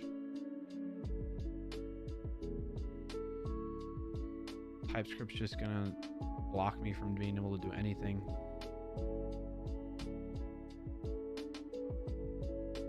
Can I just force it?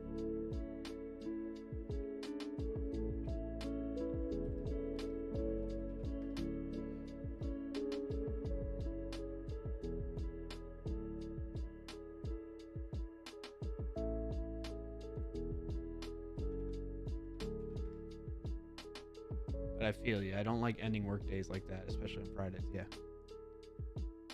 Okay, I did force. Son of a...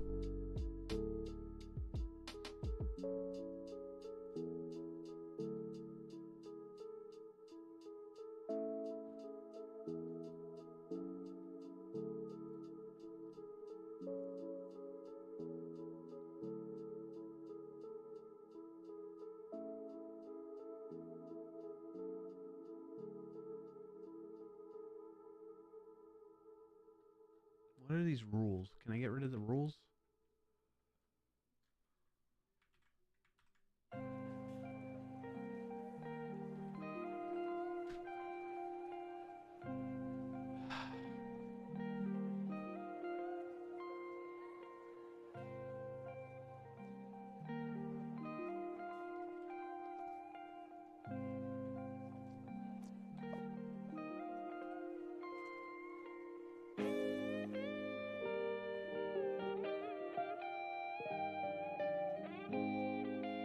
What are all these changes?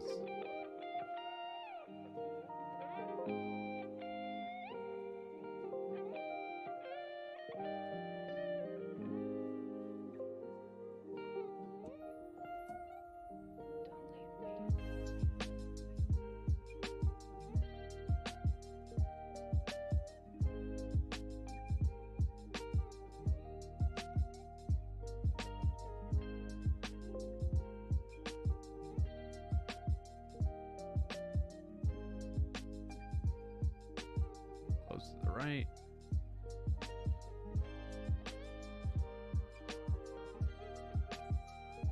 The rules node module seems to have been misspelled too. Really? In the rules of here?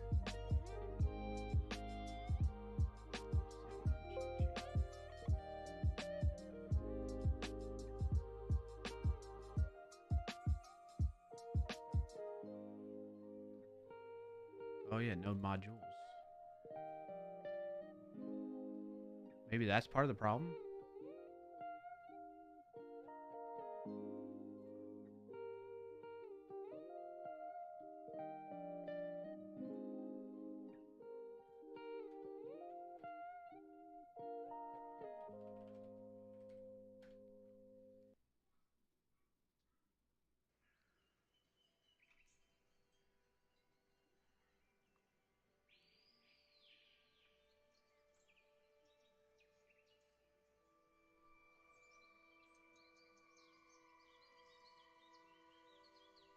All right.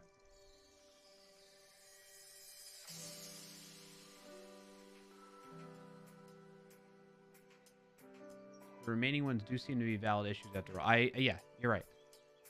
But I'm gonna try and just ignore them right now.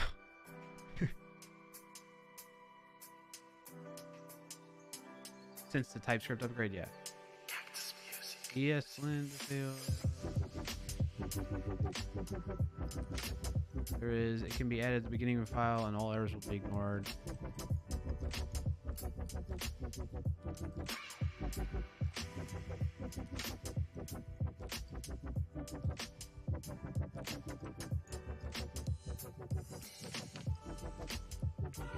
Ah.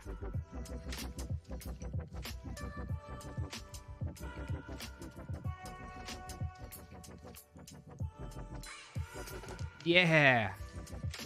Yeah, this is how we're gonna do it. Kiss my butt, TypeScript. Little TypeScript ignore action. How about that? What do you think about them apples?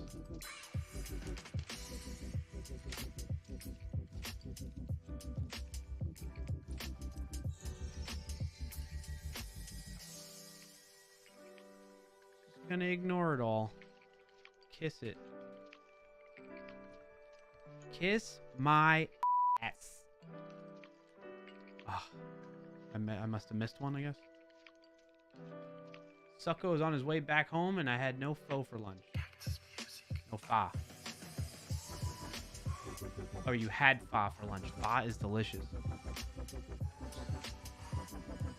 Mrs. Clarkio and I went out on a date night last night. We went to a Korean barbecue place where you make the food. That's a hot pot. It was my first time ever going to something like that. I was completely out of my comfort zone. And look at that. TypeScript's fixed.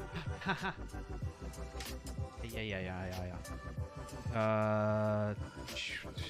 What am I going to call this? Chore? Just TS ish.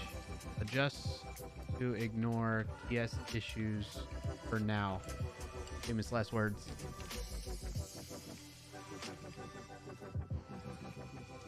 Say chore.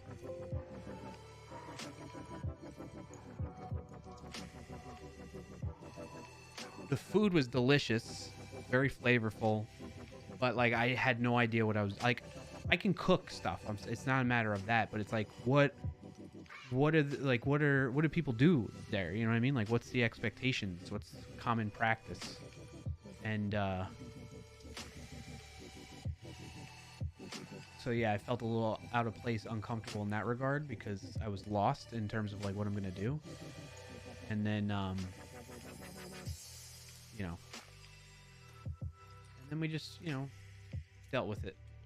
All right, let's see if that actually fixed the build. And if it does, we're going to stop there and call it a day. And then I'll leave it unpublished for months to years on end again. For version 5. Since version 4 has been sitting there for so long, too.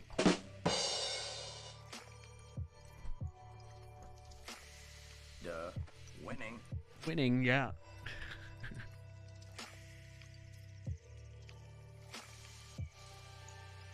So yeah, I wanted to go in that Korean barbecue hot pot joint.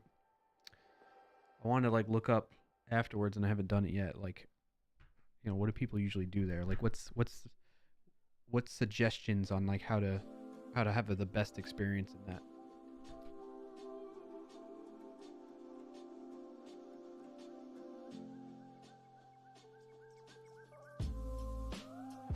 All right, socket security worked.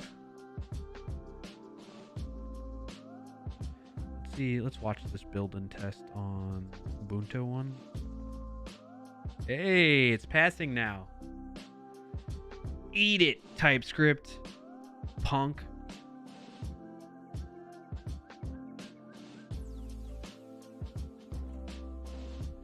So I'm gonna merge this into vnext, and then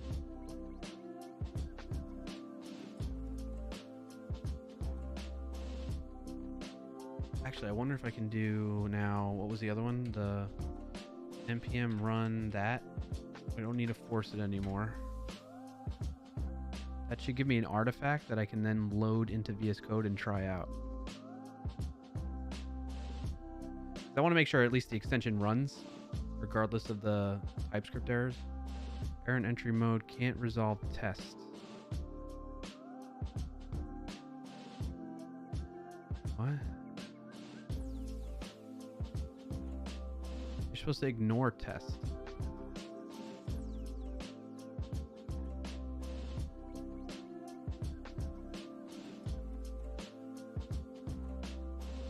Isn't there ignore in here too?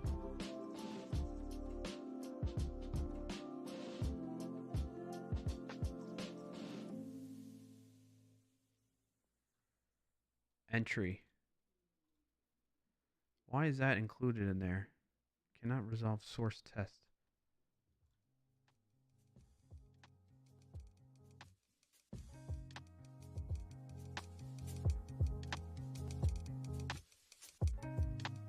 Alright, did this pass yet? Still running? Refresh. Oh, most of them did. Just the code QL still going. What's wrong with this? Oh, because there's a run script. Yeah, I'm aware of that. Okay. We'll get rid of that too at some point. At least one improving review.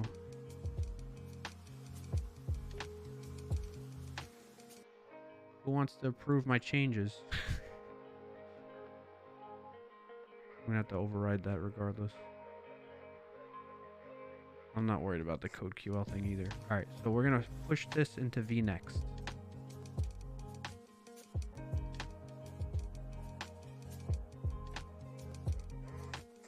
I don't feel good about that, but I think we need to.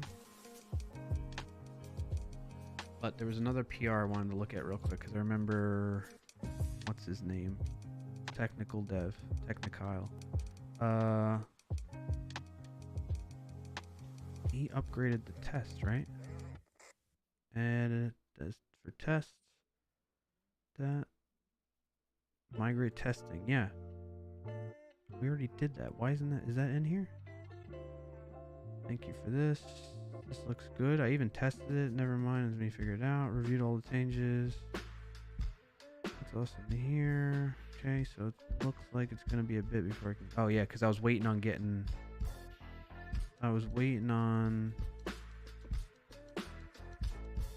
Getting access to the pipeline stuff that I had originally and ownership of the extension again because it was tied to my Microsoft email and account. So so with his test changes, let's do that again.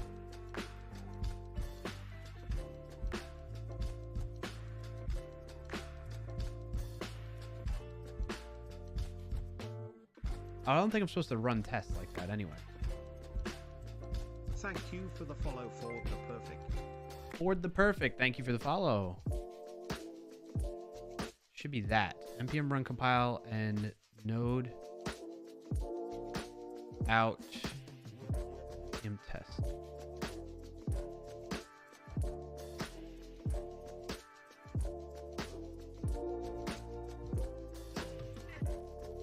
Okay, that's that. Yeah, that's right. But then Webpack is still not happy about that. You know, I don't know that I've tried building it after these changes.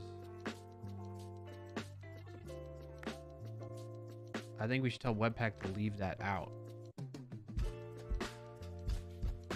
So get rid of that. What does entry do?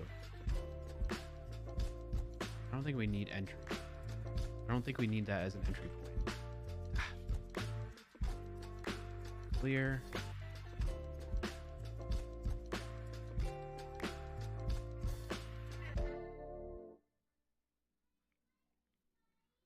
There we go. I think since changing to that new way of running tests in VS Code from the old way, like we used to use Webpack to run the tests, I think. It's been so long. So now we don't need to worry about that. So get that in there. Fix, remove tests folder from Webpack.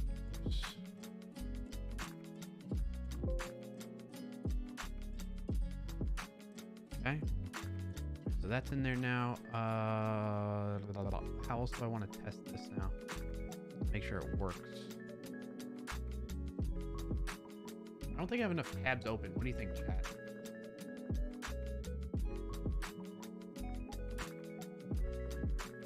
Should I open up more tabs? I think we're pretty much ready to go with that. But then how do you normally code, publish?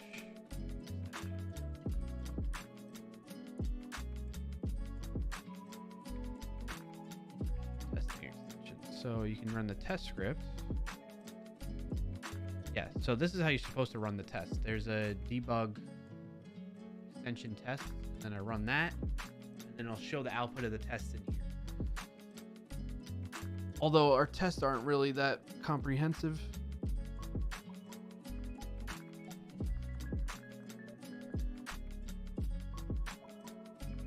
Okay, and then we can see all the tests passed. Cool. That's still working.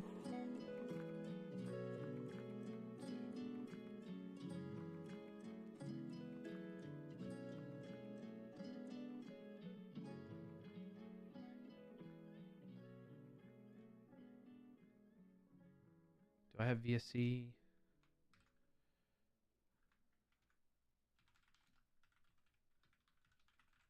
I do have it.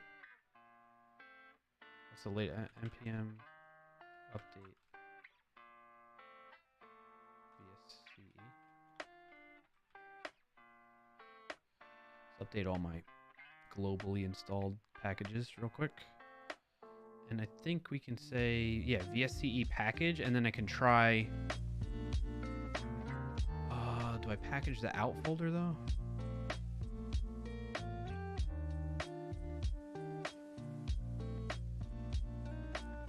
I forget, what do I do? I think I gotta package the out folder. So I'm gonna cd into out, I think.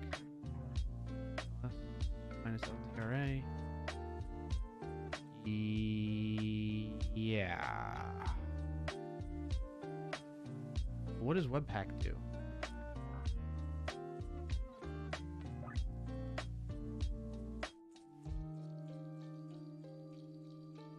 Doesn't Webpack like minify it and everything?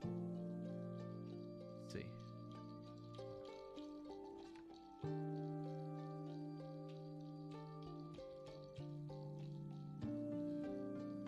Clear. When I run npm run that, what does that result in? Your browser hasn't crashed, so you need more tabs. Yeah.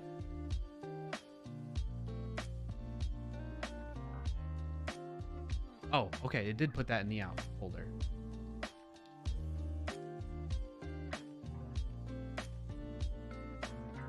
Nice. Okay. So now I can try VSCE package. Extension manifest is not there. Okay, well, yes, I'll just package it like the whole bigger thing. package. Oh, it does do that. It runs that script before the package. That's cool.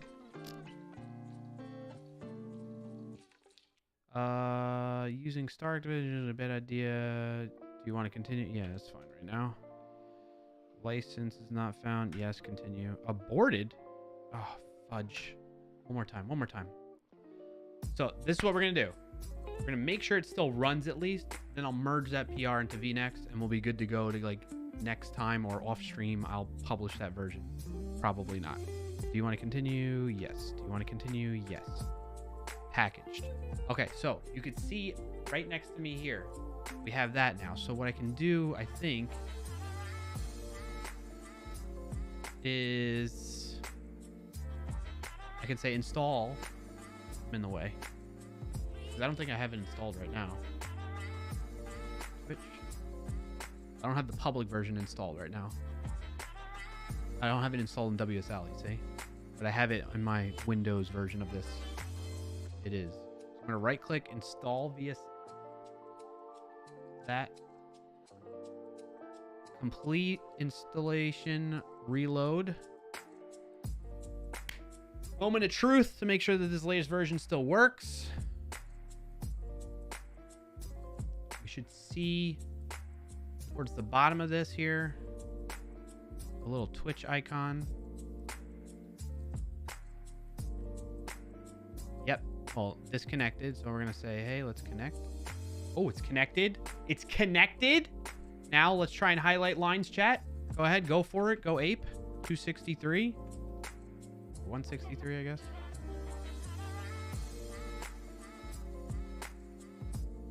Yes. Line 3. Line 3. Line 3. 197. 69. Way to go, Jay Walter. 197. It's working. Even in the package format. I'm going to disconnect it. I'm going to try, let's sign out. Let's try signing back in. I'm going to copy it and bring it over here. Yes. clarkio VS Code highlighter bot. Yep. Shit. Sorry. It's saying, I'm going to localhost 554 redirect. And that fails.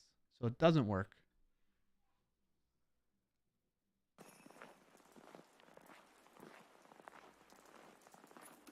It still goes to localhost 554. Is it the way I have it configured? Let me go to dev.twitch.tv. Log in with Twitch. Your console.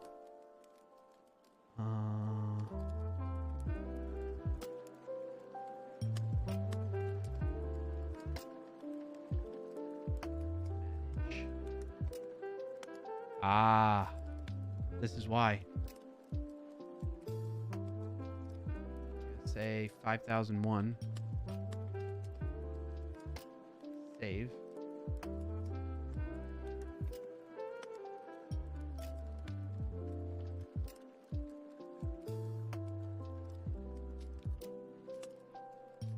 Authorize. You can close the window now. It completed. And we are connected again. Okay. I think I fixed it. I done fixed it. Sign out again. Twitch, let's try signing in. Open it. Authorize. Yes. Yes. Yes.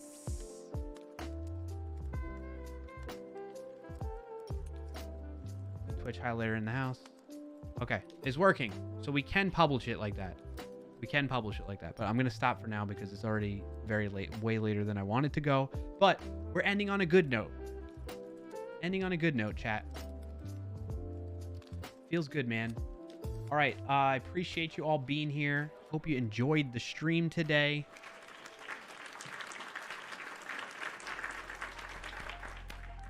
Thank you so much for being here. Thank you for hanging out. Appreciate all the support throughout the stream today. Lots of familiar names and faces and lots of new ones too. Thank you so much. If you're here chatting with me or just lurking, I appreciate you just as much. But also the folks that supported in unique ways like following, subscribing, cheering, that kind of stuff. You're going to get the end credits are going to give you a little extra special nod to you as a thank you. Stick around on Twitch because we're going to go and raid. We're going to raid CM Griffin. I see he's streaming. He was in here earlier hanging out with us. So let's go show him some love right back and call it a week. So with that, hope you learned something, maybe laughed a little bit at my stupidity or just whatever. And I hope you have a good rest of your Friday and weekend. Ad is about to start in An ad. 5,000 milliseconds. I'll be back next week, 12:30 p.m. Okay? Ad running for 90.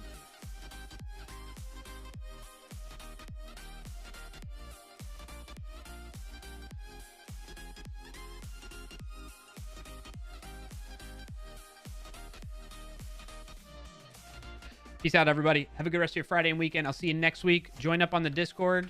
Keep in touch there for any updates and that kind of stuff, or on socials. I'll see you next week, all right? That'll be April 21st at 12:30 p.m. right here on twitch.tv/clarkio or youtube.com/clarkio, all right? Thanks again. See you next time. Peace out.